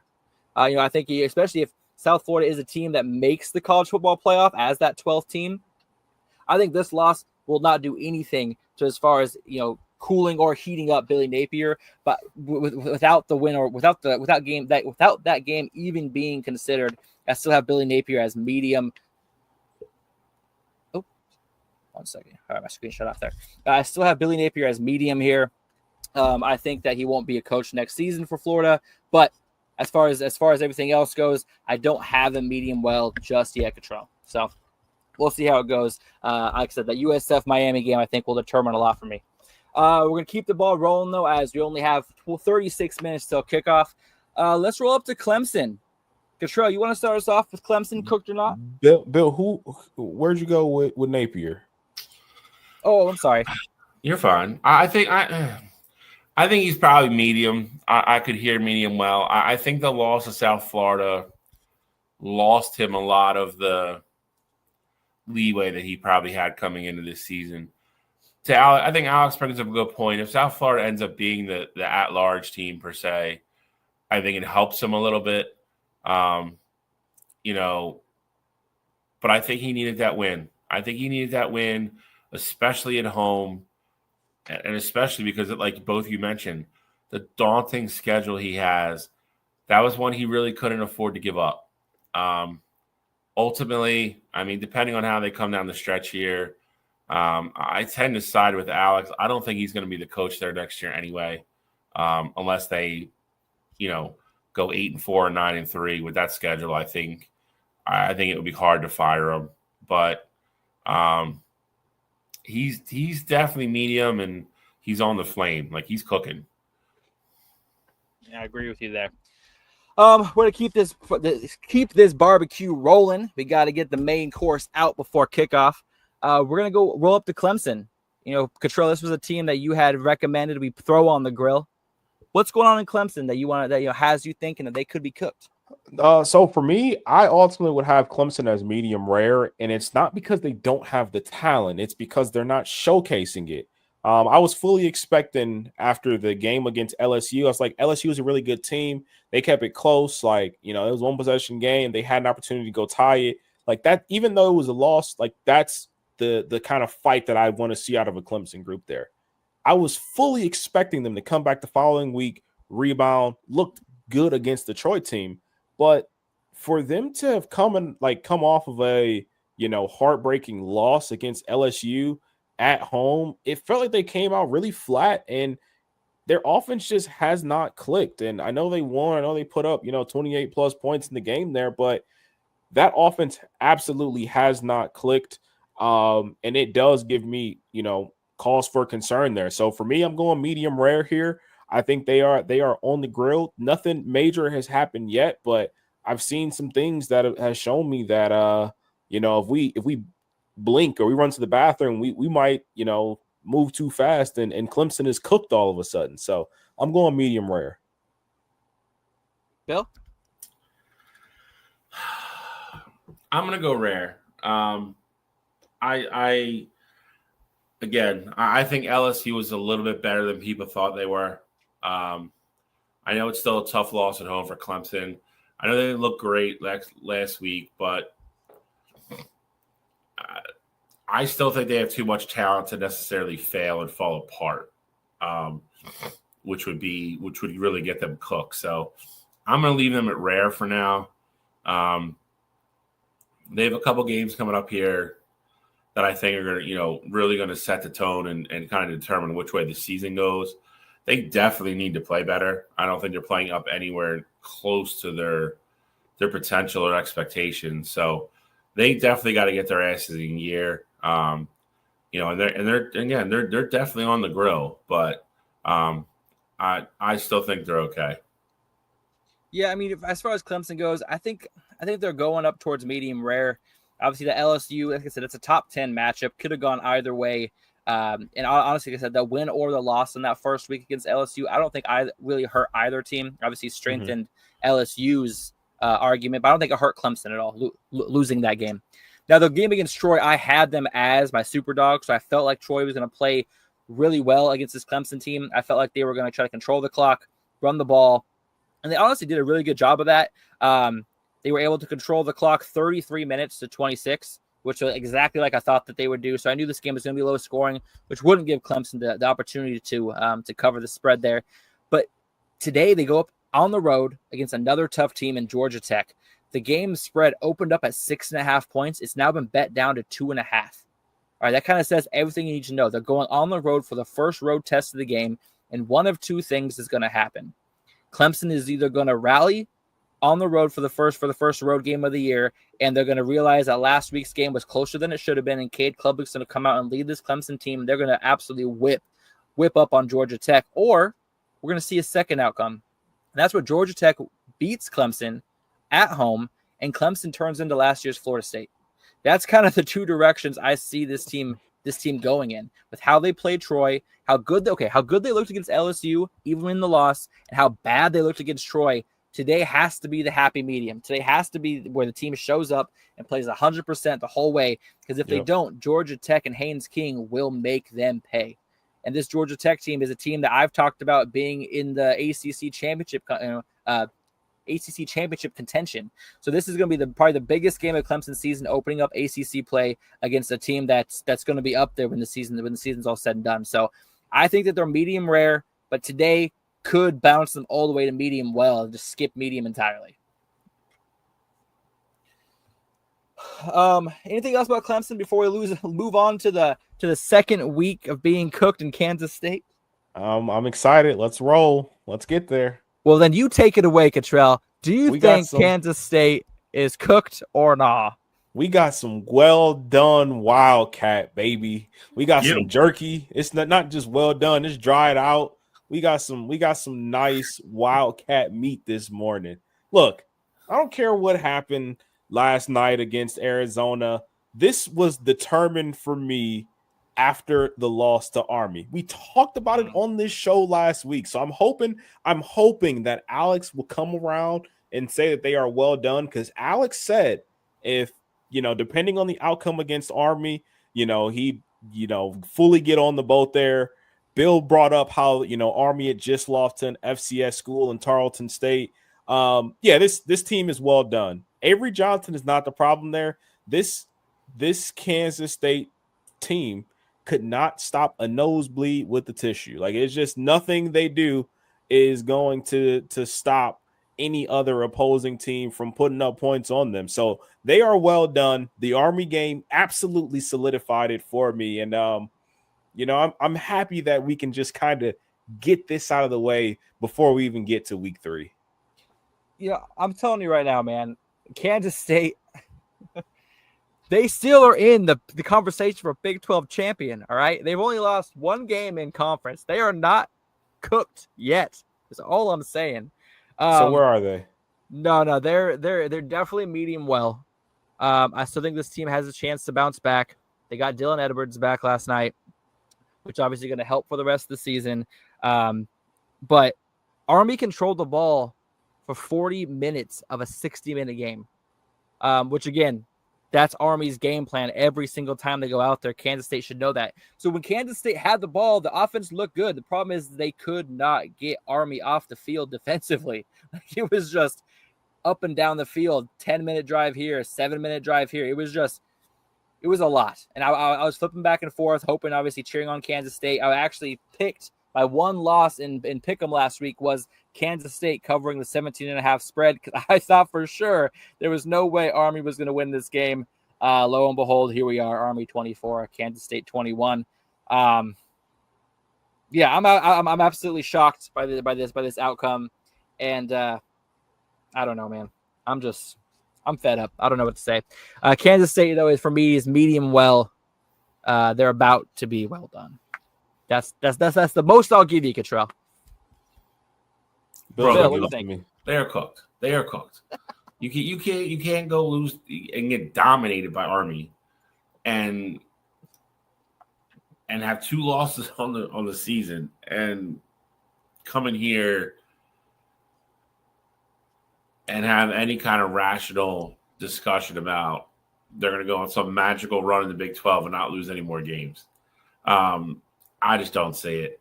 I will give you your flowers on this, Alex, and Cottrell already mentioned it. Avery's not the problem, but everybody else around him is. And that is I don't think that's going to change anytime soon. They have glaring holes in that football team. And they start playing the Iowa States and even Baylor and Texas Tech and Arizona State. They're not beating those football teams right now. They're well done. I'll go. I really want to go Cottrell and just say they're digested, and the beef jerky's out for sale and flushed right now. But I'll leave them well done. I will leave them well done, but they're in danger of being overcooked and then not edible, and I got to cut it up and give it to my dog or something. One word response from both of you. Cottrell, we'll start with you. Is Avery Johnson, obviously this is super early, is Avery Johnson the quarterback of Kansas State next year? No. Okay, I don't think so either. I think unless they can turn this season around and finish off like 9-3, or I'm hoping 10-2, I don't think there's any way. Unless they make it to that Big 12 championship game, I don't think there's any way that he stays at Kansas State next year. I'll say no, because I would say right now he's the leader in the clubhouse for the guy to probably jump and go be the missing piece at a really good team to have a chance to win a championship next year. He's probably the number one guy that you would put at the top of the portal right now. Yep, he's going to have his Will Howard year. Yeah. Not at Ohio State, though. Not at Ohio State. All right, folks. Well, that was Cooked or Nah. Next week, we'll have a new batch of coaches, players, teams to talk about if they're cooked or not. But as we're only got 25 minutes left till kickoff, it's that time, folks, for us to get to the games of the week preview. Got 4 good games this week. I'm actually pretty excited about the lineup compared to last week, of course. Where are we starting, Bill? Let's start in the bottom right because I think it's the quickest one. And then we can jump around from there. So obviously we'll go Florida Gators at LSU. LSU again coming off that big win on the road at Clemson. Gators licking their wounds coming off an upset loss at home in the Swamp to South Florida. So this is a big game for Florida. It's a big game for LSU too. Don't get me wrong, but this has way bigger repercussions for Florida than it does for LSU now at this point. I think LSU coming off that big win. I don't see them slipping up here. I think they win, and I would say that I think they probably win by 10 or more points. I don't think Florida is going to be able to slow down that offense enough, and on the other side of the ball, keep pace with LSU. So I think LSU wins here pretty comfy. Control. I'm rolling with LSU here as well. I'd love to say that DJ and company go down to Death Valley and take care of business, but I don't trust Billy Napier as far as I could throw him. So I think LSU has proved that they're a good team this year. The LSU offense is rolling, and I actually really like the LSU defense this year. So I'm rolling with LSU. I like them big. I think it's a double-digit win for the Tigers. Yeah, for me, I think LSU winning this game, they're 6.5-point favorites. 47.5 is the over-under. I think this game looks eerily similar to the Clemson LSU game. I don't think LSU's offense is truly running on all cylinders right now. They've only scored 40 points in the first 2 games, so I don't think LSU's offense is really going to turn on an extra switch this game. I think Florida has a good enough defense to keep it low scoring as well, but I still think LSU wins. For me, the best bet of this game is going to be the under, 47.5. Florida's offense has looked like they are stuck in second gear. Same with LSU's. So I think the under is the right play for this game. I do think LSU wins. That 6.5-point spread, I think, also gets covered. But I think this is kind of like a 25-10, 25-13 game, and the under is what hits. Where we head next, Bill? Let's go Notre Dame A&M. A&M, number 16. Notre Dame, number 8. South Bend later tonight under the lights. Not a normal thing for Notre Dame. Rematch of last year from College Station. Interesting matchup. I'll go quick here. I think Notre Dame pulls it out. I think it's a close game. That being said, they have to have a different game plan. I think defensively they'll play fine, but Marcus Freeman has to find a way to get Jeremiah Love the football more. I really shouldn't have to say it that way because he's a running back. Just turn around and hand him the goddamn football. He's going to be the best, if not one of second best player on the field. He's an absolute difference maker. He's your best player on Notre Dame's offense. Run the ball, establish it, make life easier on CJ Carr, and I think you get a victory at home. So I'm going to take Notre Dame, but in a close game. I think Texas A&M looks a lot better in this game this year than they did last year. So I think A&M comes to South Bend ready to play. I think it's a really sneaky good football game tonight. It'll be fun to watch. So, but I'm going to go Notre Dame in a close one. And see, I think might be where we all disagree. Well, obviously, 2 of us have to agree, of course. But I love Texas A&M in this situation. Obviously, Notre Dame beat Texas A&M last year to start the season. But what A&M has this year that they didn't have last year, and that's quarterback Marcel Reed. 508 passing yards, no turnovers, 7 touchdowns, or he has over 100 rushing yards over 100 yards combined in the first 2 games. 50.5 is the over-under. Notre Dame being a 6.5-point favorites. I think CJ Carr looked good as that Miami game went on, and really I think that for Notre Dame losing to Miami, I think they just ran out of time. I think if they had another 5-6 minutes of that Miami game left, I think that Notre Dame may have found a way to win that game. But the defense just doesn't look as crisp as they did last year. I think A&M's offense has scored 86 points over the first 2 games of the season. I think they're hitting on all cylinders. And I'm just not sure if, CJ Carr's first start against an SEC defense will be too much for him. There's going to be a speed difference. There's going to be a strength difference. I think that CJ is going to be running for his life. I think Texas A&M is going to make big moves or make big splashes as far as getting penetration on the offensive line. And I think Texas A&M wins this game. I think that the spread should be switched. I think Texas A&M wins this game by a touchdown, maybe even 10 points. Alex, it is almost like you are in my head with this game here. So I absolutely love the analysis of the game there. And I want to piggyback off the biggest point that you made there, in my opinion, and it's that this Notre Dame defense isn't what we've seen from the last 2 years of a Notre Dame defense. And I get it. It was week 1. It was against Miami. It's a Miami offense that's had a ton of success the past couple years there. They had Carson Beck as a quarterback out the portal, who some people love. I'm personally not one of those guys, but ultimately for me, that is the biggest point I think in this game. Texas A&M offense looks rejuvenated this upcoming season, having Marcel Reed, him being a true dual threat guy, and him having the ability to hit the home run really whenever. And I think on the flip side of it, Bill, I love your analysis of the game plan that Notre Dame should have. Yes, Jeremiah Love should have 20 carries in this football game, but there's never been a point where Marcus Freeman has said, hey, we're going to make you the focal point of our offense here. We're going to hand you the ball. Go make a big-time play happen. And I think we saw, in my opinion, I think that's something that bit them in the ass last week against Miami. It ultimately had CJ Carr, playing from behind too late in that game. And I think Jeremiah Love is the kind of guy who could have had a big-time play earlier on and just made life easier for that Notre Dame offense there. So at some point, they have to learn from their mistake here. I just don't know if it's going to be in a game against Texas A&M, who actually has a really good defensive front there.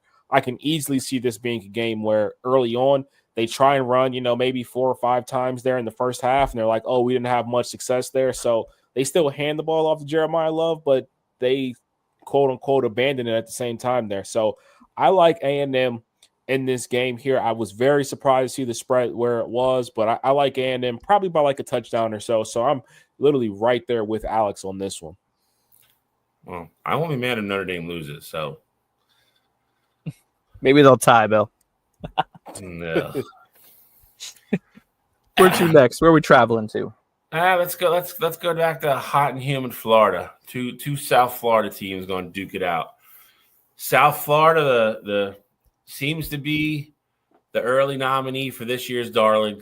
Going down to the U, Hard Rock, take on Carson Beck and the Hurricanes. I think this is kind of where Cinderella gets a little off schedule here. I think Miami's going to win the football game.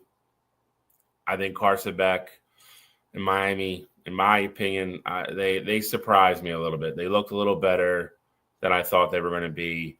I think they're going to be able to move the ball against South Florida. I think South Florida stays in this game, though. I think the spread's 17.5. Yep. I think that's wild to me, with as well as they've played so far this year.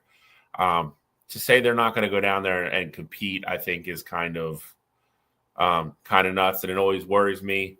It's Cottrell's favorite saying.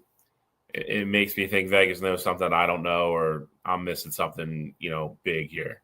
Because I think if you're telling me Miami beats South Florida by 17 points, that South Florida's really not in that football game, and I just don't see that playing out that way later today. I'm going to take Miami to win. Like I said, I think their offense is explosive enough, it gets enough done, and I think they will. I think they will slow down South Florida a little bit defensively. So I don't think South Florida wants this to be a track meet. And if they can't stop Miami, I think that's where you can get a little bit of a dicey situation for the Bulls. But I'm going to take Miami to win. I do not think they cover, though. I think it's a disrespectful spread. I'll tell you why the spread is what it is, because where Miami plays was a Hard Rock Stadium, right? Where where the Dolphins play. Like Miami doesn't have like a home field advantage, like Oregon does, or Tennessee, or Michigan, Ohio State. Like Miami doesn't have a true home field advantage, which is what I think will help USF out in this situation. But getting your team hyped up for 3 straight ranked matchups, like playing at your absolute best 3 weeks in a row, that's hard for any team to do. Obviously, I'm going to give some credit to Ohio State. We saw the gauntlet they had to run through last year to win that national championship, and how we hadn't seen a team do that type of stretch in who knows how long. Well, USF is going through that kind of stretch. They got the tough, hard-nosed Boise State team that they took care of business with. They played a tough road environment last week at the Swamp against Florida, pulled that one out, and now they got to go down to Miami. And Josh Pate said something. I was watching the Josh Pate show from On3 earlier in the week, and he said something that I really liked.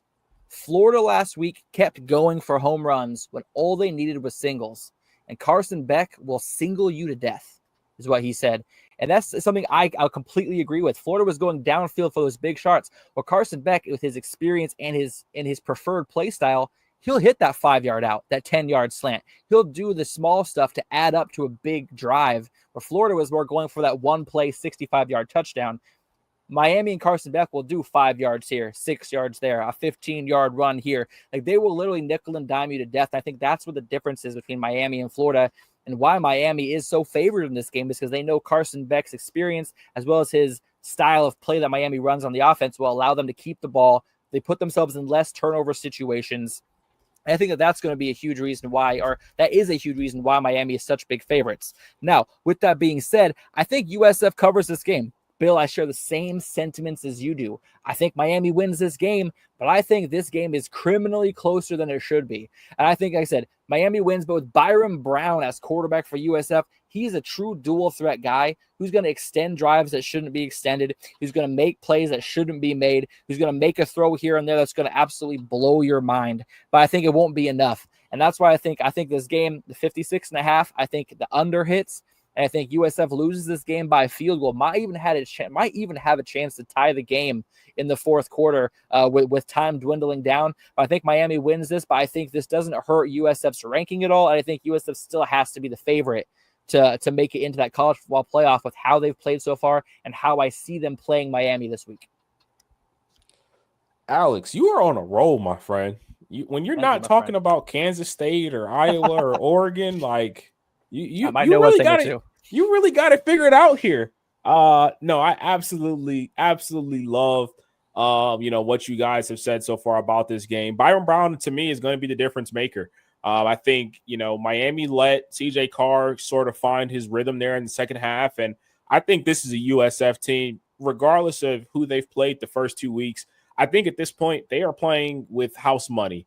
They went up against a Boise's team who they really were able to catch by surprise. Like, I don't think a lot of people were expecting that USF team to have, the explosive game plan they did there. So they were able to kind of catch them by surprise there. Last week, they caught Florida by surprise there as well. But I knew what I saw the first game against Boise. I knew USF does a really good job of controlling both lines of scrimmages. I knew Byron Brown is a great dual threat and can make plays happen with his legs and with his arm. So, I was not surprised necessarily by that outcome there. I think if this USF team is going to go in to the Hard Rock and they're going to play absolutely carefree, I'm with both of you. This spread is criminally too high there. I think that USF pulls the trifecta and they prove to everybody that they are the best football team in the state of Florida right now. I like them to knock off the Hurricanes on the road. You better put that as your super dog. I'm just saying. Put your money where your mouth is. Not literally. No, I think this is a great slate of games, though. I think you got the defensive matchup that I think Notre Dame and A&M could be, the offensive matchup that Miami and USF could be. I know we got one more game to talk about, but I like this slate of games. It's a sneaky good week. I agree, especially coming off it's been a good start to the season. We're not even really into conference play yet, so no complaints. But last but certainly not least, Georgia Bulldogs, number 6, going to travel down to Knoxville. take on the Volunteers, ranked 15th. I think Georgia's been unimpressive so far, up to the level, I think, where people thought they were going to be. But that being said, I also think they're kind of floating under the radar. You're hearing a lot of Penn State can win the national championship, Ohio State, Oregon. Nobody's talking about Georgia, which is weird. I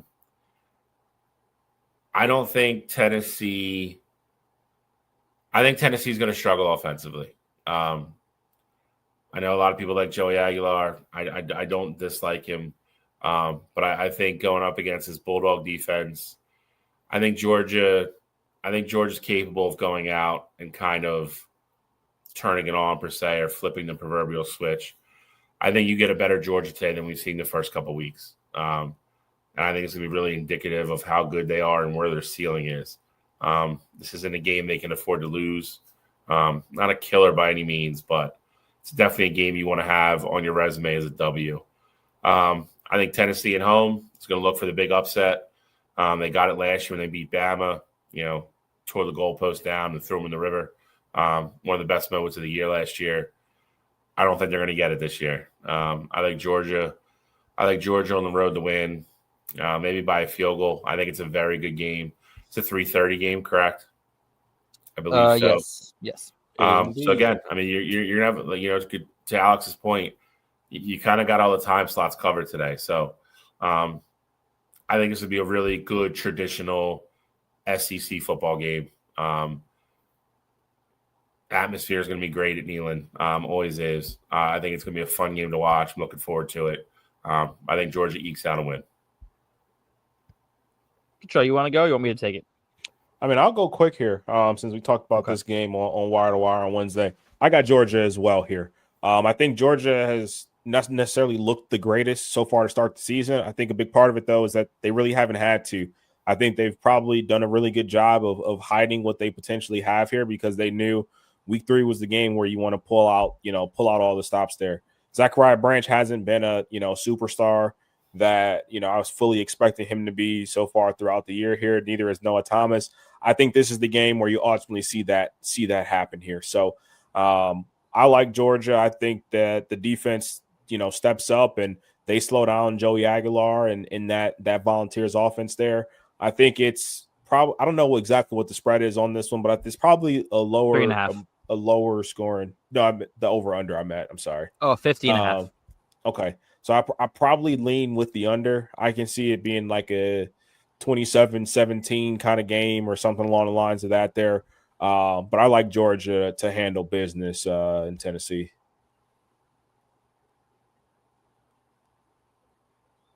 Couple of stats that really kind of grabbed my attention going into this week. And that's one, Kirby Smart is undefeated against Josh Heupel, 4-0 currently against him. In fact, the average score of their games is 34-14 in favor of Kirby Smart. Obviously, he's 4-0.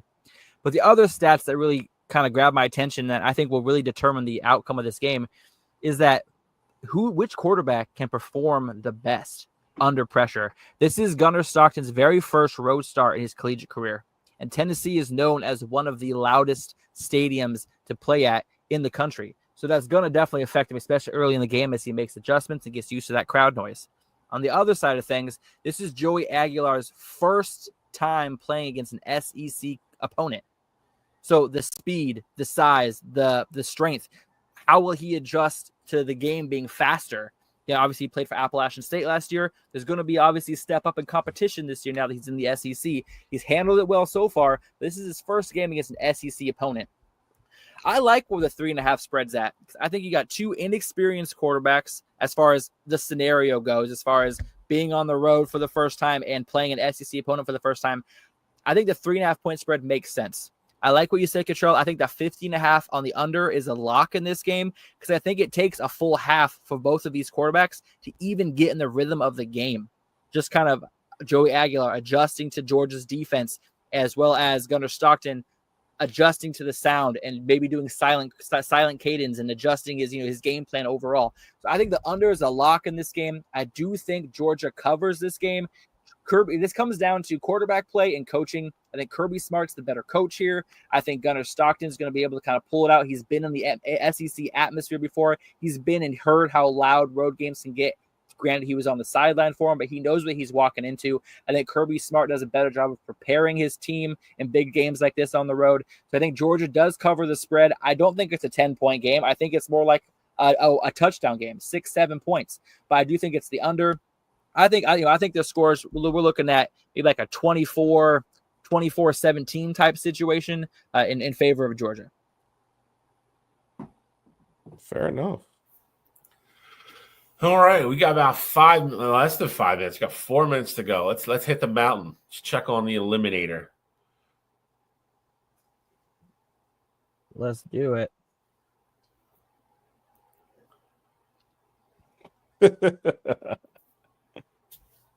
Michigan.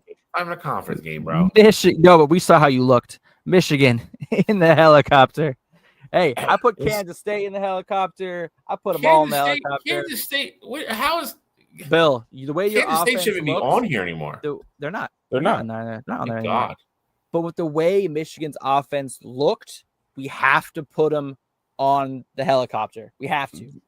They can come back. We saw it last year. Yeah, they just need an IV. They just needed an IV. We took Notre I'm with Dame Alex. out like week 2 after they lost to Northern Illinois, and they made it to the national championship. So your season's not over. You're not even going back to base camp. You're just staying there, going to a little hospital, getting a little hydration going. Okay, nothing wrong with that.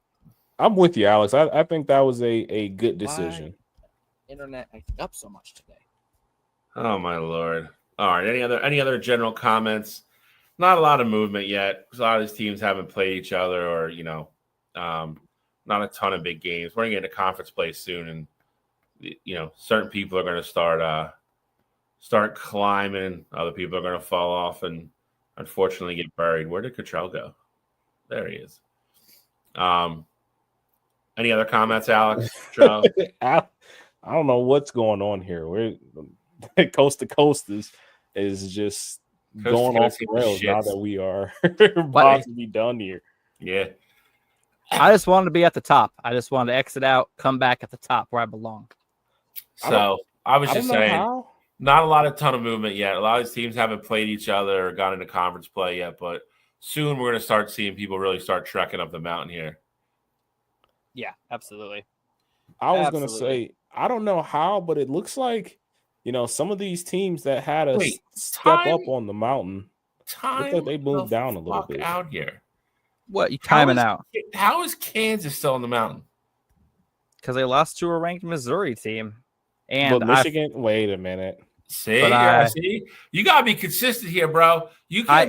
Look, bro, I work a 40-hour-a-week job, run my own business. God. I don't have so much time. I missed them. I Here missed Kansas. All right, my bad. I missed Kansas. You know what? And next Iowa. You know what? I'm with you, Bill. Alex, I was on your side. Now I'm with you, Bill. Let's get all these guys out of there. And Ohio State moved down. There seems to be a personal bias with the mountain this year. You know what? I'm gonna put Ohio State in the helicopter next week, just for giggles. You know that? You had us higher up on the summit. I see you moved us down. I'm not happy. It wasn't intentional. Okay, I was just trying to even everything out, making sure they were spaced properly. It was a busy week. Okay, my bad. I mean, Clemson should at least be in the helicopter then.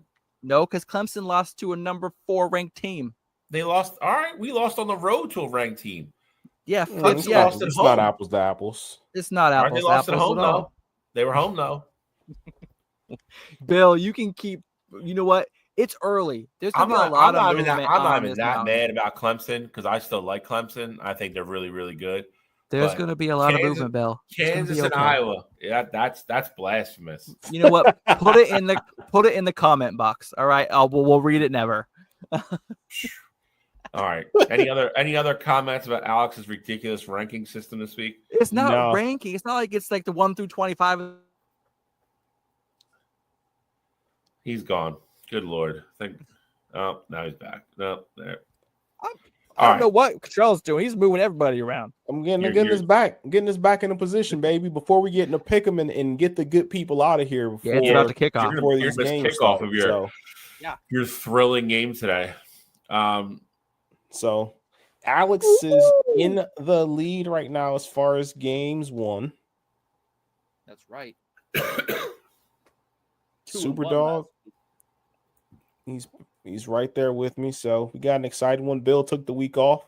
Needed some vacation from picks last week. Took some sick leave, I should say. Not vacation, sick leave on picks. It's just hard to be a winner all the time. You need to rest sometimes. Jeez Louise. But let's just fly through those. I'm gonna fly through mine, and Cottrell probably won't be long because me and Cottrell share two of the same picks. So we already talked about Georgia at Tennessee. Georgia minus 3.5. I'm taking Georgia. South Florida plus 17.5. Miami. We already talked about that. I like South Florida to stay close and cover. Is that your super dog or is that just a regular pick? Regular pick. My last game we I think we briefly mentioned, but South Carolina minus 4.5 at home against Vandy. I think they cover there. I think it's gonna be a great atmosphere down in South Carolina. It's not the same team. Vandy does not have the same team as last year. I think South Carolina is one of those teams that's absolutely just way under the radar, doing their thing, not bothering anybody, not poking the bear. They're just going to keep winning football games, and then they're going to start getting to the really tough part of their schedule. And I think they're going to beat some people. So South Carolina minus 4.5 at home against Vandy. I like them. Superdog, New Mexico plus 15.5 against UCLA. The way UCLA is playing, I think New Mexico might win the game outright. So that is my Superdog pick for the week. All right. Like Bill said, we do share picks, so I'll go through quick here. I like USF plus 17.5 at Miami. We talked about that game ad nauseum already. So I'll just kind of move on from there. Also have South Carolina minus 4.5 versus Vanderbilt. Vandy's one of those teams that they are known for the upset, but that happens when they're the home team. I think they're going in the hostile environment. They're going to a South Carolina team that has it rolling. I think South Carolina is going to be clicking on all cylinders and take care of business in that one. And then the last game I like is one that we slightly touched on earlier as well. I like the over 53.5 Duke at Tulane. I think Darian Mince is going to go in with something to prove. And on the flip side of that, Jake Retzlaff is very capable of moving that Tulane offense. So I think you're going to have fireworks in that game. I love that over 53.5 number there. I think you may be able to, breeze through that by the middle of the third quarter there and not have to really worry about it. So love the over there. My last one, this is probably one of those games that, tugged on my heartstrings. So that's why I'm picking them. But I got UTEP plus 41.5 at Texas, the Malachi Nelson versus Arch Manning Bowl. I think Texas absolutely is going to win this football game here, but I think this is Malachi Nelson's time to be in the spotlight, throw a couple touchdown passes, and maybe lose by 28 instead of losing by 41.5. So that is my super dog for the week. You and Malachi Nelson, man, you're going to die on that hill, I swear. Just like you and Avery, baby. Hey, I can't fault you for it. I'll go through my picks pretty quick. I got three picks in the super dog. My 3 picks are big spreads. I have good feeling behind these. It starts with Oklahoma, 23.5 point favorites over Temple, coming off a ranked win, essentially announcing Oklahoma is back. This is their last tune-up opportunity before SEC play begins. So I look for Oklahoma to kind of fine-tune their offense even more. I think they're going to be hitting on all cylinders. This might be the smoothest that Oklahoma's offense has looked all year. I think that 23.5 is going to be a cakewalk. It might even be past that at halftime. Then we're going to go over to another road team, USC, going to Purdue, 20.5 point favorites. USC is. It's the first time facing off as Big Ten opponents, and USC will want to remind the Big Ten who they are after a 6-6 season last year. Maeva has looked like the guy so far, and the offense has been clicking. USC is currently number one in the country in yards per game, as well as in points scored as well. Like I said, obviously, they played Ball State and Southern Illinois, but the offense has looked fantastic. I have USC covering the 20.5 point spread against Purdue. Then we go Michigan. Bill, I got faith in your team, man. Michigan minus 28.5 against Central Michigan. A lot of negatives has been thrown around regarding Michigan's offense and their coach, Sherrone Moore. Sherrone Moore is not going to be on the sideline for this game. But we've seen in the past when the coach is not on the sideline for Michigan, Michigan still tends to get the best out of their players. I think Bryce Underwood opens it up a bit. I think that they're going to put up 45, and I don't know if Central Michigan even scores this game. So this could be a 45-0 Michigan win. That's how I see it happening. So I think that 20.5 point spread is light work for Michigan. And then for the Superdog, we mentioned them briefly earlier. I'm taking Texas State plus 17.5 against Arizona State. I'm starting to understand what Kenny Dillingham was saying preseason about his team not really carrying themselves well through practice. They are still trying to find the identity without Cam Scatabo there, and Sam Levitt has taken a huge step back this season as far as accuracy goes. He's already halfway to his last season total interceptions in just 2 games. Texas State, on the other hand, have been almost unstoppable on offense this season, and it's all behind freshman quarterback Brad Jackson. 500 yards, 5-to-1 touchdown to interception ratio. I expect this game to be high scoring, and I expect Texas State to give ASU all they can handle. Superdog is Texas State, 17.5 points. That's my picks. I like it. All right. Well, we are late. Noon games are probably all kicked. They're just about to kick. So let's get everybody out of here. As always, we will be back next Saturday, live, ready to go. Gonna be another great day of college football. Thank you, everybody, for tuning in. Thank you for your comments. Thank you for sticking with us all the time. Share, all that stuff. Do it when you can, please. It's greatly appreciated to help us grow. Any final comments from you two? Nothing. I got to go. I'm pretty sure the Ducks are about to score. All right. Probably are. Probably already have scored. So that is it for us. Coast to Coast college football pregame show. Week 3. We are signing off. See you next week. See you, gents.